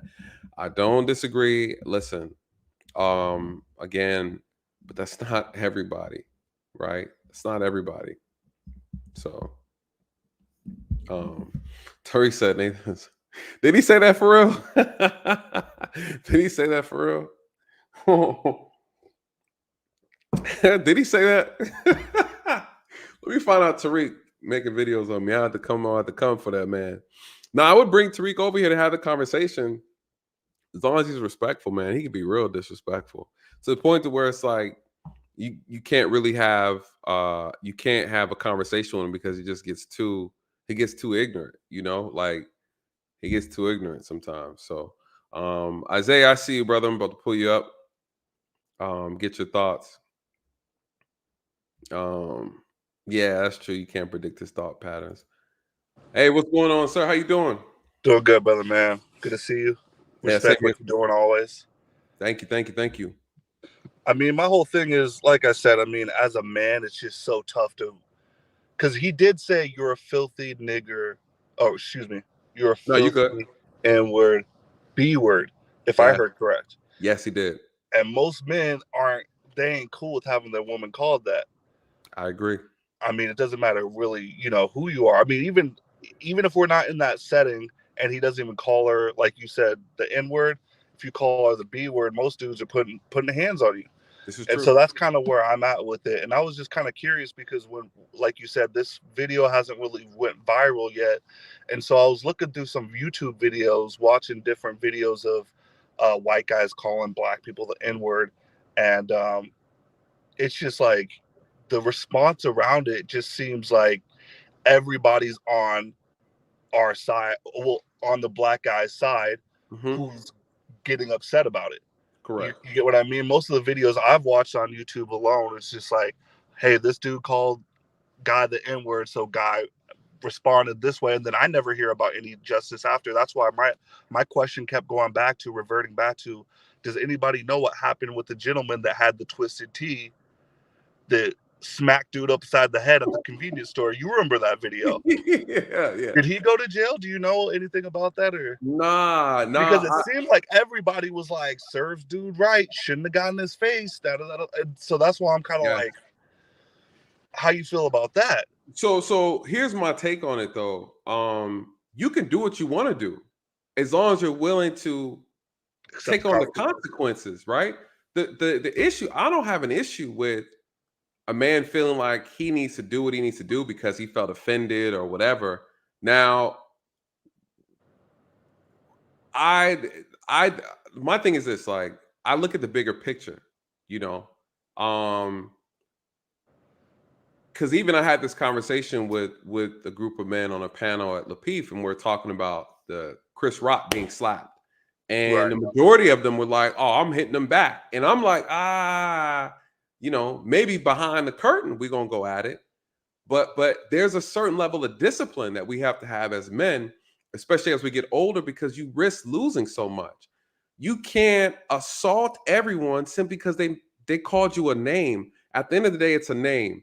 We're not talking. It's different when we're saying our woman was being physically threatened or the potential harm was there was a point in time where there's a potential for her to be harmed. Then I have to step in and prevent that. I'm not going to wait for my woman to be slapped upside the head before I act. Right? That's different.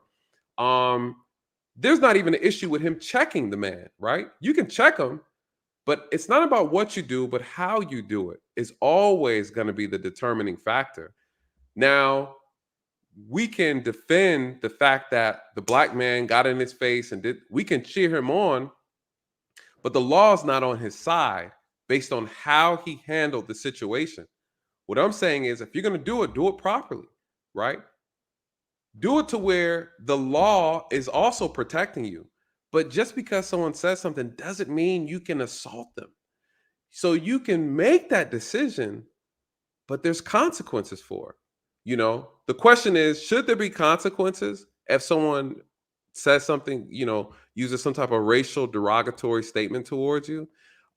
Should that be covered under the law? Should that be considered self-defense? Well, the question is, the question in this situation was, at any point in time, were their life in danger? Yeah. No, I mean, like I said, man, you're gonna have to get back to me on that twisted tea. Because we're talking about spit versus getting knocked out cold in front of America. You know what I'm saying? And so that dude's definitely got a case. Yes. I mean, according to you, man, he needs to contact you. Yeah. I've always wondered though as well, because growing up, I am mixed. I have a white father, and there were instances where people try to get under his skin by calling us the N-word, white guys calling his children the N-word, and my dad would react. How do you feel in an incident like that? I know that doesn't have it's not in the same ballpark, but I just was always curious regarding, younger minors, if there's somebody out there, you know what I'm saying, calling them that name. How do you feel about that as if you're a parent? Or Yeah, I mean, I can only talk about how I was raised, right? How did your father tell you to handle situations like that when people use words on you? What did he tell you? Hmm? he told me, I mean, with the N word to go upside their head, man. I mean, that was the early '90s, though, and Okay. Yeah. also, you know, not being from Atlanta, growing up in Eugene, Oregon, which is Mm. the predominant white town. You know, he was just like, you can't let them look at you like that, son. So, and my thing is this though. I think people fail to realize that there's strength in control, right? It's easy to react. It's harder to respond. And again, if you want to ensure that the law is on your side, again, you have to make sure you act appropriately. Because what happens, we end up teaching people that it's okay for you to allow words. See, I was taught that words have no power, and words only have power when you give it power. Don't allow words to have power over you, because if not, then you're going to constantly live a life where you're going to feel the need to actually lash out on someone because they hurt your feelings. Your feelings were, I was taught to control that, to have control and discipline over that. And it's not easy, right? It's not easy. But I was also taught to never let anybody put their hands on you, right? Right, So right, right. Yeah, so there's a difference. Go ahead. yeah. Gosh, I had something, but I also was going to revert to something else. Also, it's also situational, right? Because I watched the video with you speaking about the gentleman on the plane that was saying he was going to kill everybody. I guess that's more of a threat, but just like you said, your reaction would have been walking up to him, getting in his face and said, "You're going to kill who?" Right. And he would have folded him up. So are you right in that instance to do that? So yeah, because listen, you're on a plane, right? This person is saying he's gonna hijack the plane. You will be covered. Those people who jumped him and got on top of him, they were all covered under the law, right? So it's different between someone saying, "I'm about to take this thing over and Yeah. I'm killing everybody," and I'm saying, hold on, you're not killing anybody, right? On this plane, no, I'm a hero, right? It's different now because it's one thing when there's someone going after you personally for, and that's about you. We're talking about hijacking the plane. So people expect citizens to act heroic in a situation, right? It's no different if you have a situation and you witness, I guess you would say, a school bus and someone getting on the school bus and saying, "Well, I'm gonna take these kids and run off with them," and then you get up and say, "No, you're not gonna do that," and then you intervene, right? So I think it's different when you're intervening from a sense of you're coming to the rescue for everybody, right? You're not defending ego. Like, so I think that's the difference. Just mainly saying, I'm not going to sit on a plane and let somebody threaten to kill everybody and say I'm taking this plane over. Nah, I'm not going to wait for you to get creative and find a way into the cockpit, and then now we're all stuck, right? So, but to your point, I get what you're saying, but I think at the end of the day, I think it all comes down to a situation where what does what are our trigger words, right? What can a person say? Do you have a family? I do. Yeah. Okay. If you had your kids with you and you're out in public and a man started to say some derogatory words towards you, right? And Um, Nate, let's also put this into context. I okay. do have a family, but I Okay. also do have assault charges. Okay. Okay. So you're like, I can't afford to I can't No, I'm saying it's already been proven. I'll put my hands on you. So facts. But in a situation like that, like let's look okay, at their okay, situation, right? totality. Okay, Um, at Here's the thing, and I'm not saying the response is right or wrong. I'm saying what would you do in that situation? Because are you in a situation? Are you going to be thinking about your kids? See, my first thing, if I'm out with family is their safety, right? Right, And right. and if I do something that puts them in danger simply because of my ego, I'm saying that's the bad decision. That's not the right decision. That's not the best decision to protect my family. If me and my woman are out and we are going and something happens, my primary concern is her safety. If there's a threat of force that's imminent, then I'm going to act, right? But I'm not going to purposely put myself in a position of danger to prove a point. And I think that's the difference, being able to weigh those options. You know, there's a time to address, and again, there's nothing wrong with addressing ignorant behavior, just not at the risk of your safety and your kids' safety. Because if something happens to you as Right. the father, then you leave the home, right? You leave the home absent without your protection, because now you're going to jail, and it's like, for what? Because someone called me a name. And then what'll happen is, you then, as a man, as a father, you don't only just go to jail, you lose your job, right? Because now you're locked up for a felony, right? You hurt the financial structure of the home, and then you sit back and you're like, damn, I did all that because it's full. I let him get me upset. You get what I'm saying? And so the repercussions, Emotions suck, man. I mean, they emotions do. best of all of us. That's Of true. I mean, even when you want to be cool, calculated in any type of situation, it's just so hard to know exactly what you're going to be going through that moment, just because, That's like many true. people say, we don't know what people are going through. You That's know, very true. somebody, this dude just lost his mother to somebody calling him the N word, and they killed her, and That's then that true. triggered him. We That's like I said, true. that's really far fetched, but we don't ever know what anybody's going through. To me, Which kind is of why we don't test them. where I'm at, man, is, I mean, I totally agree. He should have checked his lady. I would have checked mine, because I would have handled it myself. I Hmm. definitely would have dude's face.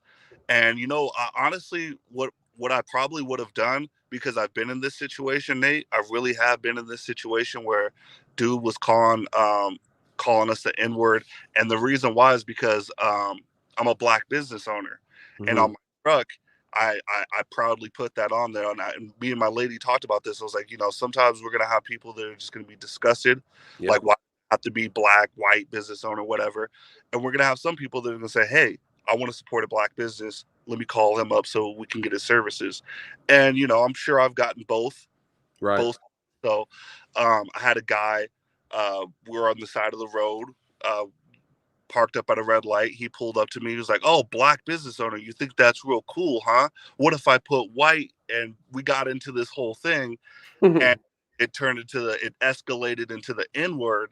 Right. And um, instead of pulling over the side of the road or whatever, I just followed him all the way home. He Hmm. got in the car, and I shouldn't have. Yeah, I mean, all this emotional, stupid stuff. I was a little younger too. When I first started my business. I shouldn't have, but I followed him home, and I waited for him to get out of the truck, and I got out of my truck, and I said, "Hey, man, I just want you to know one thing. I'm not gonna put my hands on you. I just want to let you know that now I know where you live." And I Mm. truck and drove off, because I knew that would be a cold-blooded Oh, that's cold, huh? thing. I'm coming or not for you. Yeah, yeah, yeah. And that's the way I went about it. I always remember that. I always remember that story. Cold as But hell. I shouldn't have been in that situation. I shouldn't have Mm. followed. I don't know if that's against the law. I don't know what it could have been stalking, whatever. But that was my intention. My intention were to strictly tell him, "You said this. I know where you stay at." Never went back, but I'm Mhm. hoping, button. You know what I'm saying? So let me ask you this, because those things happen all the time, and I've Yeah, I've worked plenty of road rage cases where people were doing that, and they'll call the police, say, "Hey, this person's following me. They've been following me right. for 3 miles now, and they're riding my bumper and things like that." We've had people have shootouts on the interstate. People who've been killed on the interstate from road rage incidents. And now, so let me ask you this: um, I had a lady involved in a road rage incident towards my last year of working, and the guy shot at her vehicle. Right, it went through her bumper and in the back of her trunk. She had her kid in the back seat of the car. Right, Yeah, and that bullet could have easily have struck her child. Right, so when I see road rage, this is what I see. I see people who let something so something that really doesn't matter. We could just be honest, right? Right. You know, I tell my family, listen, let it go. Don't, because people can be crazy, right? What I've seen. So I always encourage people to let it go. It's not worth it because, like you said earlier, you have no idea how unraveled some people are, Yeah. and what they're willing to do. And so let me ask you this: with the situation, if you were the white man in the car, right, and say it's another black person, you're black, right, but you're in the car, Yeah. and you guys are exchanging words, right? You never get out your car, right? You probably feel like you didn't do nothing wrong. But then this man, a black man, approaches your window. Are you going to get out the car or are you going to stay in the car and let him walk up on your window? I let him walk up on my window. I usually Okay. have the door locked, um, and I keep my my baton Little Aspeton. Yeah. right here, man. I let him walk up on the window. I've had people walk up on my window and tap it, Yeah. and I pull my, I'm like, I can hear you through the window, so I'm not pulling it down. Right. But no, I get what you're saying, man. I think at the end of the day, like, what everyone is trying to understand in the hindsight of it, is it worth it? Absolutely not. Right. But in the grand scheme of it, when we've all had our emotions take over, man, it's so hard to not justify being a black person and being emotional about, not saying like, oh, I'm over here and I'm oppressed and all this, like all of these other things Right. to give you why I'm mad. I'm Right. just the fact that you had to go there. You Yeah. know, I'm mad at the fact that you're reiterating that point that you have to go there versus talking to me or just cussing me out. And I think that that's the biggest thing with our people. It's like we get pissed off that you're gonna actually go there with us, and some people can just, like you say, let it go over their heads. Me, I get called the N word all the time. I do undercover loss prevention. Um, Mm. the plenty of unruly people, and that's the first thing they'll go to, Yeah. especially when they really want to try to get under my skin. And me and my supervisor have talked about it all the time. They can call us it 100 times, and we're not going to do anything or react on it. But that also comes with time and experience. But like you said, I mean, we got what Chris Rock explains: black people and N words, and some people are gonna, they're gonna let that ghetto side run out on you. And Correct. I don't live in that area, but sometimes I'm kind of happy that I could say, if me sitting back as somebody who's watching, I'm like, do your thing, guys, do your thing. Yeah. Yeah. Yeah. Yeah. I, As me sitting back and watching, right. right? I'm not saying it's right. I'm not saying it's wrong, but I'm But you saying understand. I understand. I understand. Yeah. Yeah. I, Yeah. No, for sure. And listen, and I don't want you to think. I don't want people to think that I'm far removed from not well, that understanding. Arbery comment was a stretch, my Which brother. one? Which one? On Arbery, where we trapping him in like he's a mouse. Oh, well, That's no, no, no. I think that's when you start leading into stuff like that. That's where we're like, man, if this dude stops reaching, he's reaching No. anything. It's well. Let me explain. Let me save myself. Let me say. I get the analogy. I just don't like it. Well, okay, but see, this is why we always say the facts don't care about our feelings, Feelings, right? because I'm explaining it on how the law looks at it. Right. You get what I'm saying? And what I say, and I wasn't saying that this was the same situation as Ahmaud Arbery. I'm saying the behavior of how they were able to articulate that they falsely imprisoned Ahmaud Arbery. They used vehicles to do it, right? And so what I'm saying is, when you make a statement like shut the road down, don't let them go nowhere, and then everybody in the cars who are seeing a white man disrespecting a black person and they participate, and then that white man gets hurt really bad or he dies because of it, everybody who participated in locking the road down are going to jail, and they're going to be charged as an accessory to a crime, because the way the law looks at it. And see, again, I'm explaining to us because a lot of us don't know the law. We Right. don't understand the law No. at all. And that's why we feel confident. Which is crazy, man. I mean, I know a umbrella of things we should learn, but man, we should learn what we can and cannot do, really. Yes, I mean, absolutely. This should be in school, man. I wish it was in school. They should really teach it because, like I said, I mean, a lot of people grow up either single parents or they don't understand what the laws really about, even in your own community, because obviously state by state, county by county, all of this is different. But you know, with some people say stuff to you and you take it as its face value, and you never that what you're doing is not okay. You never know that, oh, you know, this dude pushed me on the back. That's what happened to me. That's how a dude shoved me on the basketball court, and I punched him. Gave it to him. Yeah. And so they're like, well, you have no physical damage. You caused physical damage to this dude. So this is where we're at in the case. Yeah. And, you know, later on in life, got that expunged and be able to move on. But I get what you're saying, man. It's hard to know exactly where, you know, because some people, like I said, in the moment, we don't know. And if you don't know, you know, I don't think that woman knew it wasn't wrong to spin on him. I think she knew it was wrong to go with the extra steps, all the extra stuff that happened. I think she thought she was totally justified by his actions of what he said, because it sounds so cringeworthy. Of course. And the reality is, the world doesn't owe us any understanding, right? Kevin Samuels used to always say that, and it's so true. The reality doesn't care about what you know or what you don't know, right? Life doesn't care about you not knowing that this is inappropriate behavior. Life doesn't of that. That's right. Yeah, that's right. So unfortunately, you know, the way the world works is the world's not responsible for us being educated and knowing how to conduct ourselves, knowing how to handle ourselves and govern ourselves when someone else is provoking us, right? You could do whatever you want in this country as long as you're willing to suffer the consequences, right? You could take a person's life. Are you willing to go to jail for the rest of your life? Are you willing to go to the chair for it?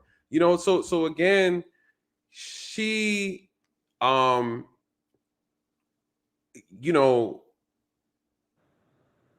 if you were in that car with your family and someone did that to you, I would be taking them to jail for the same exact thing, right? If there was the issue that a lot of people have is that it's a white man saying racial slurs against a black person, right? That is really the bulk of this thing.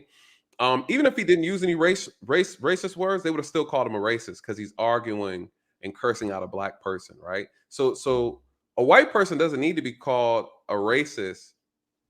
They don't have to use racial slurs to be called a racist, right? Like that's just the truth.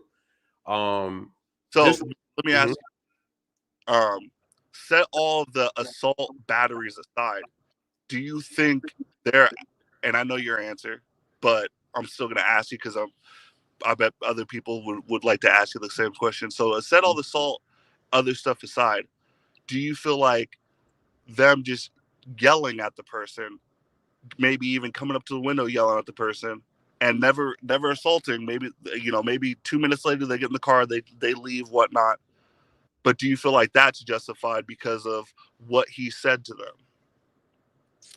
So you're saying you said no. If someone never got out the car and you were like, he gets to handle it as a man, how does he handle it? How does it get justified? How does the man justify himself by handling it in the road at that point? Basically, what was the best way for him to handle? What was the best way for the black man to handle the situation? Yeah.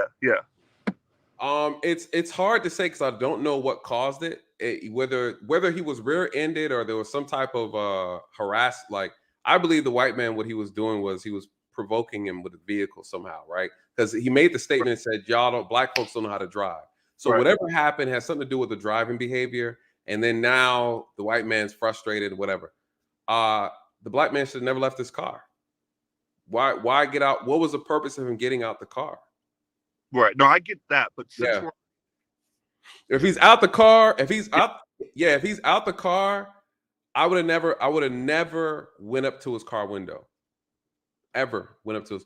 I would have probably had the conversation from the side of outside the car, maybe from near the hood. I would have been talking to him from that distance, because I have to understand that if I go in somebody's personal space and I put them in fear for their safety, then they're going to have some level of justification on top of trying to retaliate. I would never tell someone to walk up to someone else's car window. You open up the door for a lot of problems. And I also think that, you know, when we're speaking in that sense, it's kind of different for you because you've patrolled Atlanta and you know exactly what you're dealing with. So of course you would never do Right. what you've had to show up to crime That's scene true. and It's you know very true. what's gonna happen.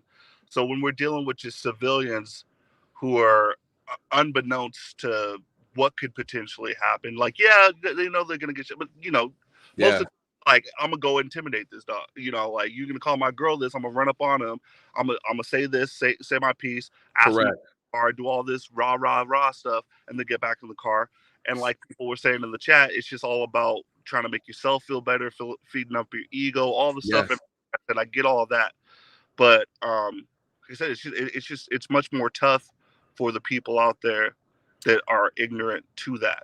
Yeah, of course. And then that's why we suffer consequences, right? So it's if you don't, the way life is set up is when you become an adult, there are no excuses, right?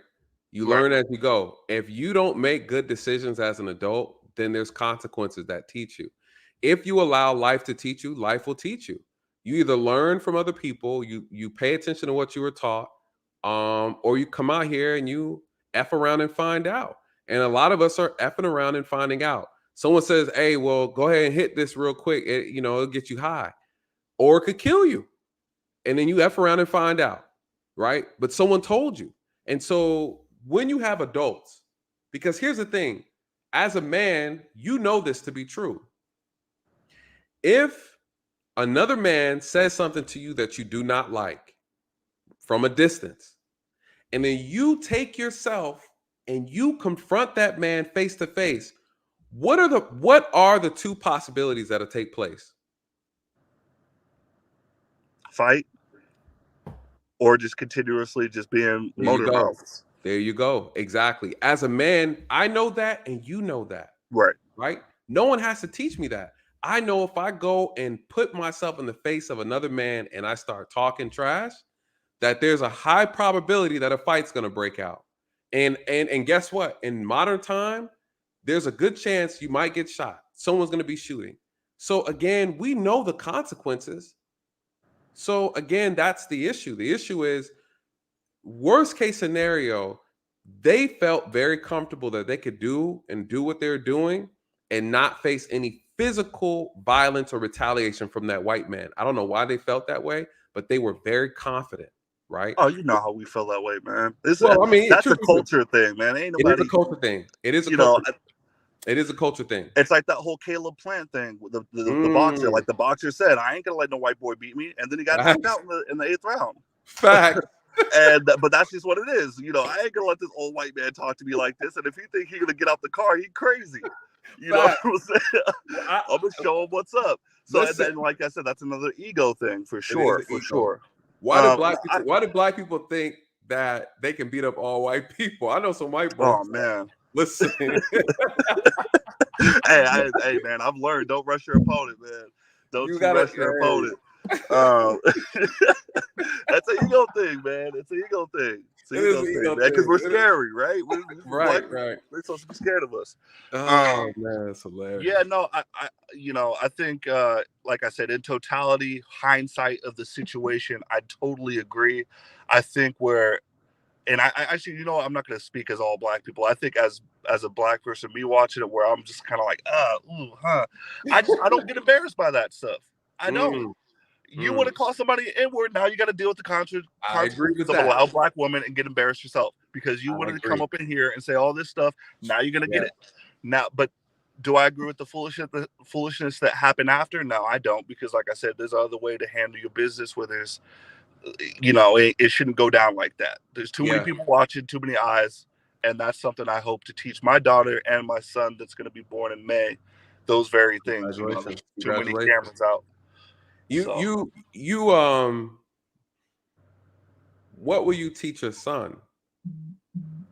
how to handle when someone uses a racial slur against them. Are you going to teach your son to put hands on him? No, no. An angry Okay. fighter Why is never that? wins. Why is that? Because I've went through.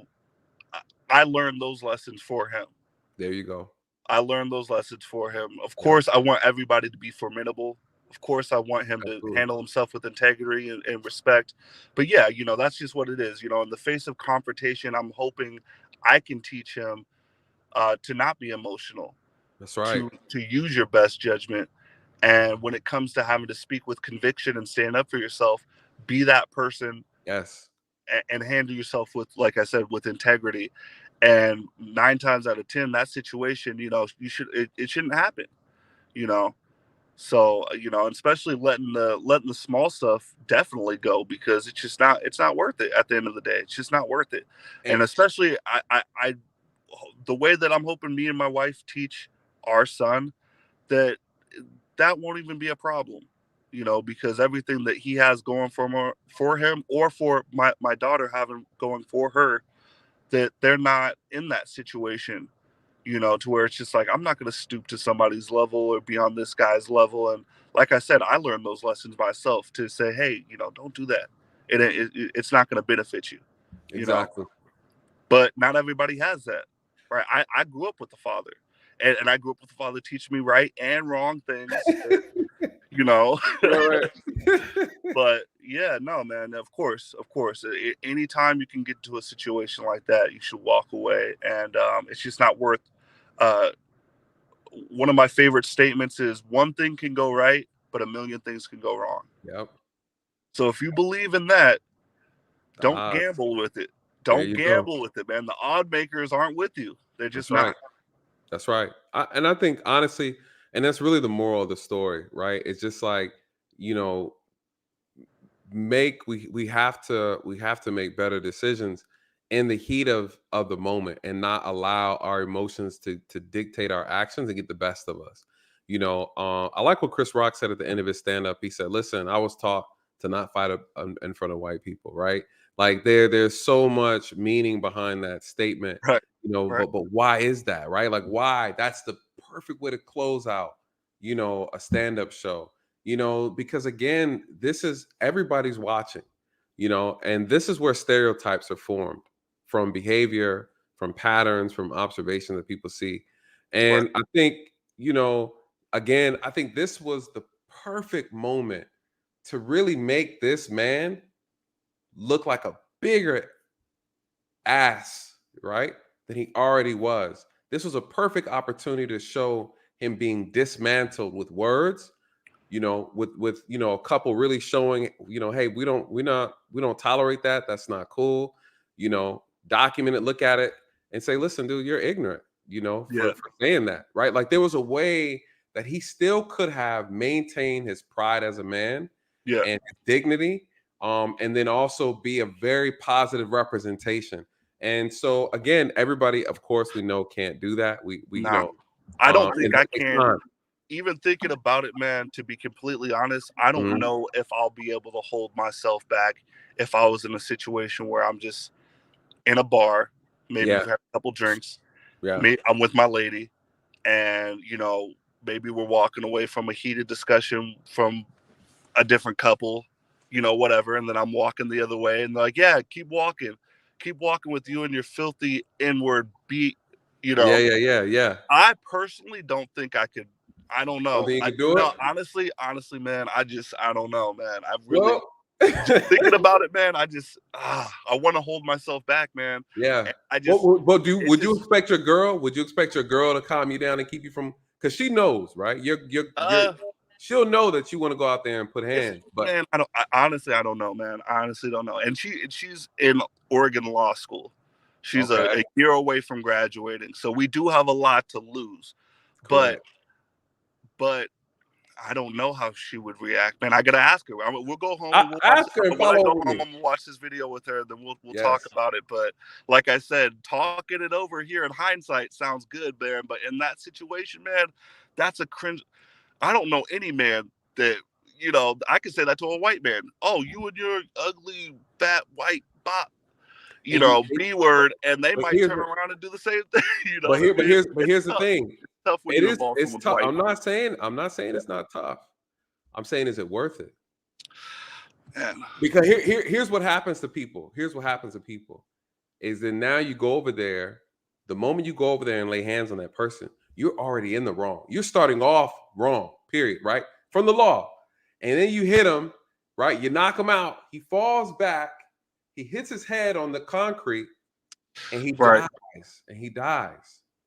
He dies. Then I'm Now, joining the Aryan Nation and I'm doing in History X, dog, but I'm not making the same mistakes. that's right. So, so you know, and then guess what happened? That same woman who gassed you up and told you to go on and knock this man out because he offended her with a word. Guess what? While you're doing life in prison, guess what she's cartwheeling on when you're gone, right? Oh, yeah. When you get on, she leave you for a white man. There you go. Right. I mean, Man, but that would be some messed up, some cold-blooded Whoa, stuff. Now I'm taking gosh. this white pipe. Sorry, brother. Sorry, bro. What you gonna? What do you want to do? Wait forever? Again, as men, I'm not saying it doesn't tough, hurt. man. I'm not saying it's not tough. I'm saying that we can't afford to allow people to get us out. Right? Listen. How many women would do that though? I mean, I'm not talking about. That's an interesting question for women. How would your woman react? Because a lot. We just talked about Chris Rock and G.I. Jane, and that wasn't that much bad of a comment. You know what I'm saying? Like that's why I was trying to compare the Twisted Tea. This dude knocked dude out. This dude slapped dude over G.I. Jane. So that's what I'm saying. You know, you put yourself in a situation, you're gonna see a lot of wills out there. Is all I'm saying. Yeah, I mean, a lot of men are in prison. A lot of men are in prison behind a woman. Right. Right. And then that woman is on cartwheeling on somebody else. Right. You done got this man sent upstate. And now, you know, listen, as men, we have to move better. We got to move smarter. We got to be critical thinkers. A lot of us, especially Black men, are way too sensitive, hyper emotional. Oh, yeah. Hyper emo. And so just because we want to do something doesn't mean we're supposed to do something. Violence is used as a last resort for protection, right? And conquering, not slapping up people because you know what happens? Right. You start practicing that every time someone says something you don't like, you then want to hurt them. You then want to assault them. This same excuse and justification can be used against domestic violence. Well, my wife, she called me this name. She said my testicles aren't performing properly. And so I hit her, right? So again, we can use this same justification across the board. So, sir, are you telling me that every time someone says something that you don't like and it hurts your feelings, that you feel like it's okay for you to assault them? Because that's essentially what you're saying. My thing is, what is it about the word or the statement that gets you to a point to where you can't control your behavior? You know what you're about to do is illegal. You know what you're about to do is going to send you to jail, and you are going to circumvent around what you know is the proper way to handle something simply because of your pride. What you're saying is, I don't care. My pride, my ego has to be satisfied, even though the consequence is jail. And even if the consequence means I get killed in the process. So what you're telling me is you're willing to risk your life because someone called your girlfriend a name. You know, I would hope that the woman that I'm with, you get what I'm saying? Yeah, of course. What when does it become harassment on their part? Well, it's always going to be harassment. That's why we have the police, right? That's why you have the police. Or you remove yourself from the situation. And if you can't remove yourself and you're being followed, you're being harassed, then you have to what? Then you got to defend yourself. See, that's totally different, right? That's totally different to where I remove myself from a situation. Listen, you can't say this guy, he could get away. They're in front of the white guy, right? They could easily just drove off and was like, you know, F him, whatever, and drive off, right? When you're trapped and you can't go and the person is, and you know, they're actually closing in on you, then you're like, hey, boo, look, we're gonna have to bang this out. So this is what's happening because we can't get away. They're violating our space. I'm gonna have to fight this out. Fighting as a man should be the last resort. If you cannot articulate and talk your way out of a situation, a lot of times men are getting in a situation because they feel their pride has been violated, and they feel like they have to use violence in order to fix it. And if that's how we still use that primitive, barbaric ideology, we risk getting killed, we risk killing and hurting somebody else, and ultimately we end up risk going to prison. And that's a lot of times what ends up happening. Remember that bodega in New York where the chick was like, "Oh, he snatched the bag of chips from my daughter," and she wouldn't call it the boyfriend. The boyfriend showed up and went behind the cash register and was talking to the Cuban guy. And Poppy gave him the guy. He gave him the Pokemon, right, and killed him, stabbed him up in the neck. Remember that? Yeah. And the woman sent him out there with a cape, and he got stabbed and he died. And so, as a man, what should he have done? He should have went over there and checked him. Hey, man, I don't appreciate you doing that. We're not supporting your business anymore, right?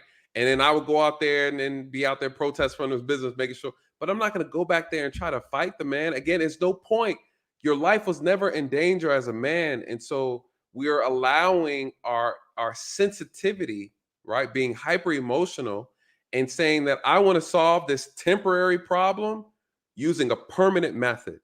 And so I don't agree with men being hyper emotional and unable to bypass words. And I know it's difficult, and it's only difficult because we haven't practiced it, right? Right.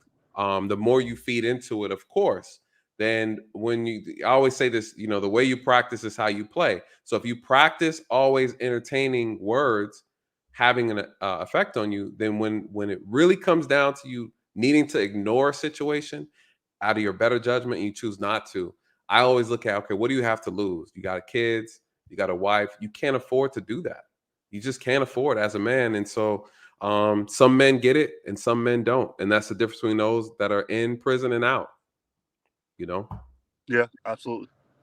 Well, I'm not going to take up too much of your time. Thank you so No, much brother. for having me on the show, brother. Anytime, man. Anytime. And congratulations to you. Congratulations to you with the babies on the way. Tell the missus, ask her, I'm curious to know what she thinks. Would she want you to go? She's gonna say no. You know why? I think it's a hindsight, yeah. But I'm just saying, in the Hindsight, okay. situation, you already know. You get that ride or die. Like, That's true. That's true. That's true. That's true. So it's just, I don't know. That's why I said, I'm like, I don't know. Listen, I would hope I would never let anybody attempt to assault or put me and my woman in harm's way. But at the same time, I would never purposely put my woman in harm's way or my kids in harm's way or in danger. So that's also, as being a protector, that's also our responsibility, not purposely aggravating a situation. Now, if I'm by myself, like even when I'm driving, if I'm driving by myself versus my girl in the car, I might do some wild stuff in the car. But when she's in the passenger side, I'm always thinking about, damn, if I act up, do something stupid, swerving lanes, they hitting her side first. So again, as a man, it's part of our responsibility to think ahead. There's a reason why we're supposed to be logical, but unfortunately, too many of us have gotten doused with this emotional, right? And now we are reacting instead of responding. Men are supposed to respond. Women react. And too many men are acting like women. That's why him and old girl, the couple, they out there looking the same, right? They're looking the same. They're looking real familiar, real feminine, right? And so she's out of control. He's out of control. And guess what? Those are two parents, and the kids in the car. They get hurt, get killed, go to jail. Who's watching the kids? You feel me? Right. So yeah, I'm curious to know what she says, man. Drop it in the comments under the video. I want to know what she thanks, man. Hey, I appreciate you coming up, brother. And congratulations again, man. Thank you much, man. Take care, brother. All right, have a good night. You too. All right. Great conversation. Shout out to you, Dre. Said, when keeping it real goes wrong. I would hope, me personally, I would hope my girl would have to.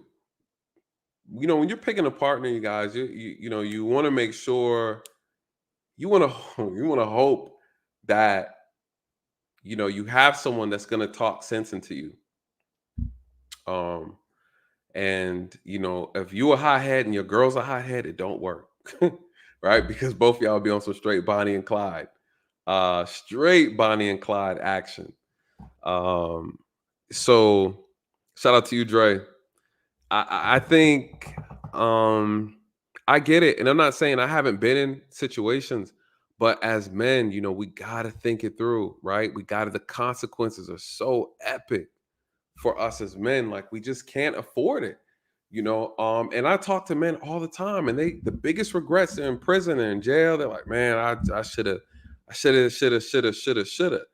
You know, so I empathize with us as men when situations happen and going through it. You gotta be calm, you gotta be cool, you gotta be collected.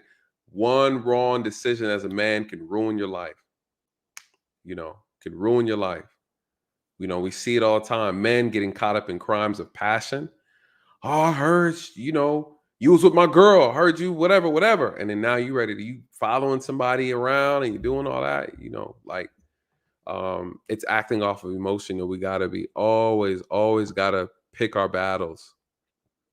Always gotta pick our battles as men.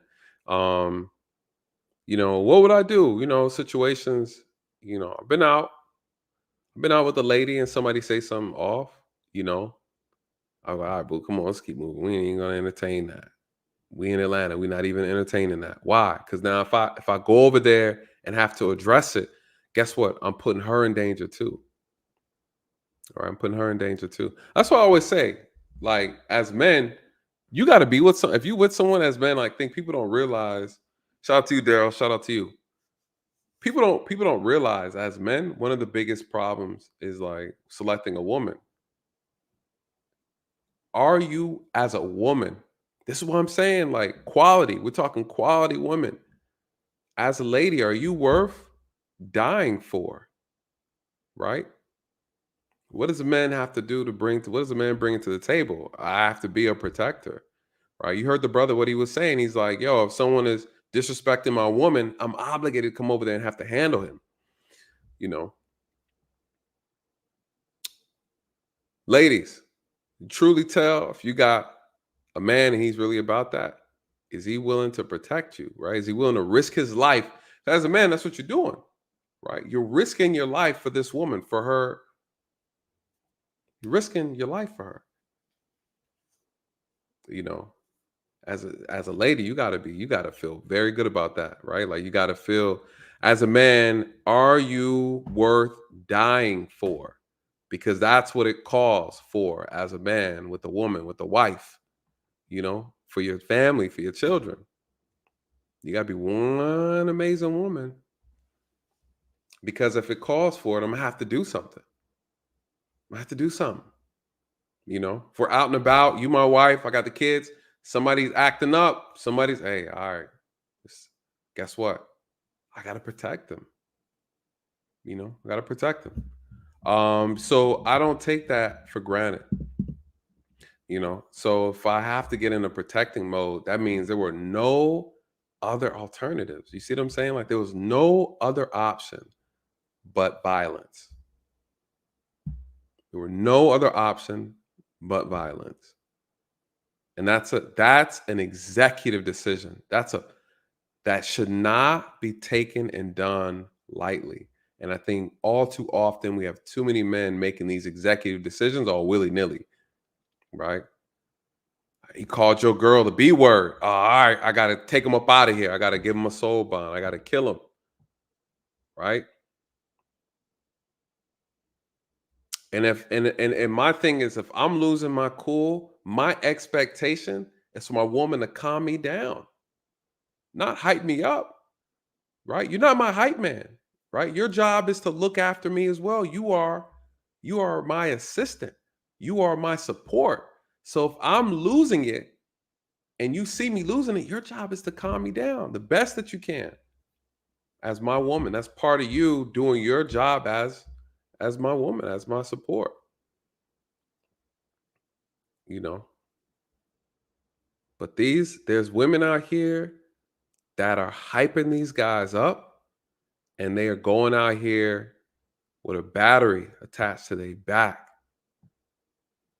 plugged up to a bomb. And they come out here all the time, you guys. I see it all the time. And as soon as they detonate themselves, guess what?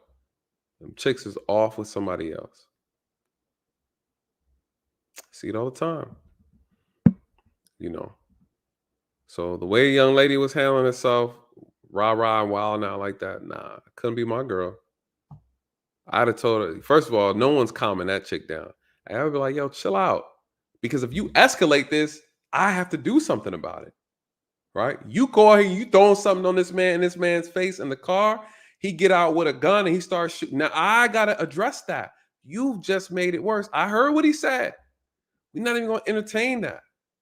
Because if I go over there and do something, I'm going to jail. Right? I gotta be prepared for that. Now you go to jail, okay, you feel better about yourself, but guess what? You've taken money out the house. You fractured the home. All for what? Because someone called you a name. Now you go over there and address it. But like the brother said, if you walk up to another man and you go face to face, we know there's only two outcomes. There's only two outcomes. It's going to get violent. And again, I said this before, a lot of men are okay with it. Like, all right, I'm going over here. I will risk going to jail to prove a point. But what they don't realize is that people carry guns. People carry knives. Accidents happen in fights, right? People get to fighting, someone, boom, catches a soul bond, and then you're catching a manslaughter charge. Now you're spending 10, 15 years in prison because you want to prove a point. I'm saying, is it worth it? Is it worth it?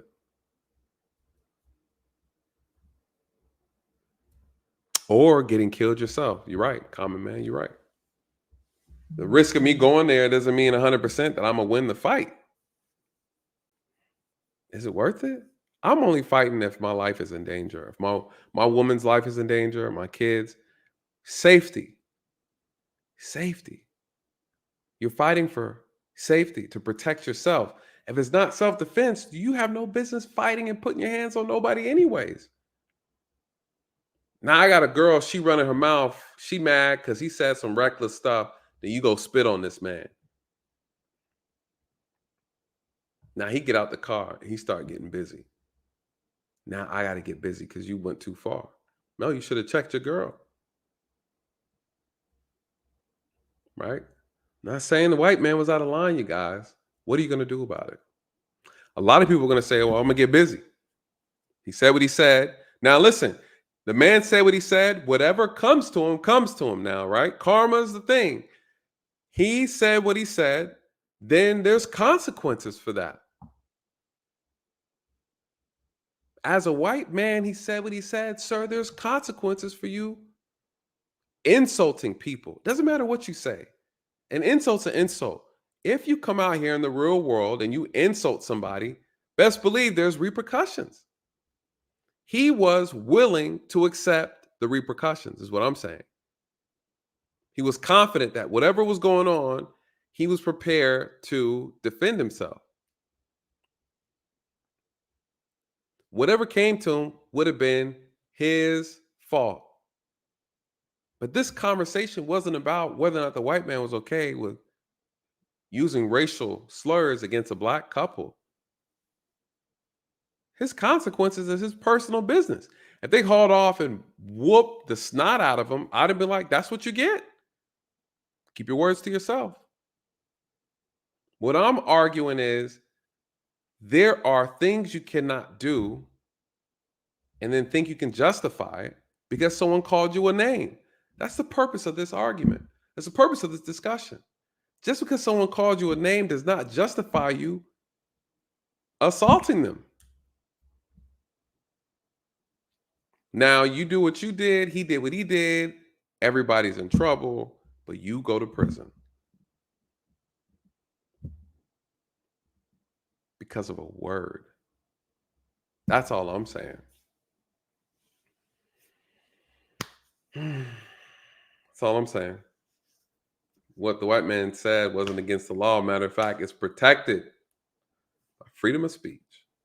Now, if he committed a crime or an assault while using said slur, racial slur, then you're looking at a hate crime. Now, that's different. You can say hateful things, but if you say hateful things and do hateful things together, now that's another problem, right? That's a hate crime. But he was chilling with his seatbelt on. He had no intentions of getting out the car. He had a seatbelt on the whole time, yelling out the window.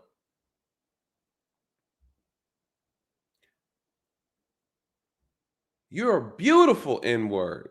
You're acting like some N-words in his car with his seatbelt on.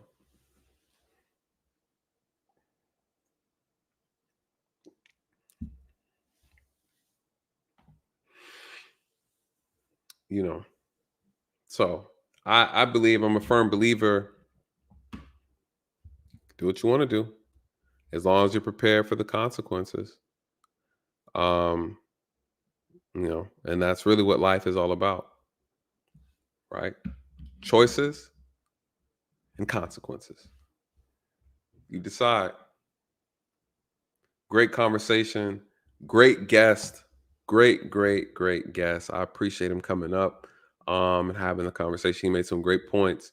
You know, at the end of the day, it's hard, right? I hear him. He's absolutely right. It's hard to walk away when someone is berating you or disrespecting you. But I think in those moments, we have to weigh options, especially if we have the responsibility of someone else with us. Got to weigh our options. And at the end of the day, it's not worth it. You know, for me, it's not. Some people would say, you know, it's cowardly. You know, everybody looks at it differently. But man, I've had to walk away from some fights. I've had to walk away from people saying, "Sir, I had to do it." You know, I'm grateful that, you know, I haven't been in too many situations where I allowed my emotions to get the best of me. At the end of the day, we're all human, but practice makes perfect. But if you educate children and young adults to respond with violence to nonviolent things, right? Then we turn on the news and we start to understand why we see the things we see, right? I'm not going to tell people to use violence to respond to nonviolent attacks. Doesn't make sense. Doesn't make sense. So, anyways, great conversation. Thank you so much, everyone, tonight who donated and supported the channel. I really appreciate it. I'm curious to get everybody's comments on the playback. You know, when you play it back, get a chance to rewatch it again.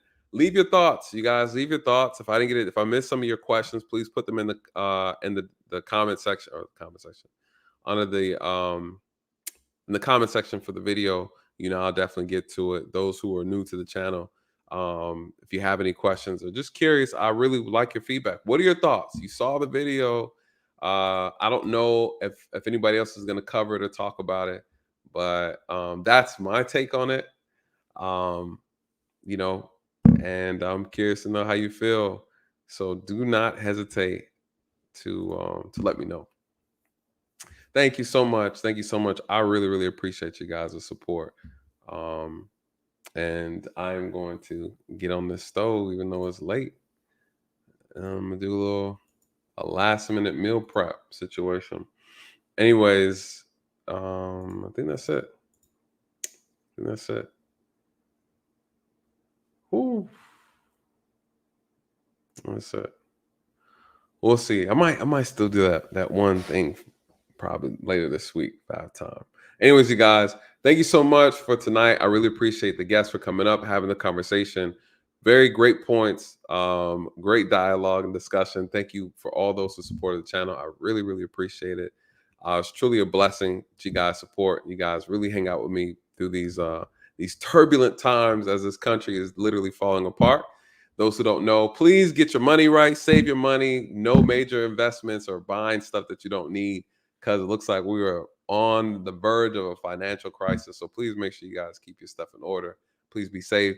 And until next time, thank you for my mods again and the members of the channel. You guys could not do this without you. I really appreciate it. You guys are truly a blessing. With that being said, let these truths find you where the lies have left you. Good night and God bless.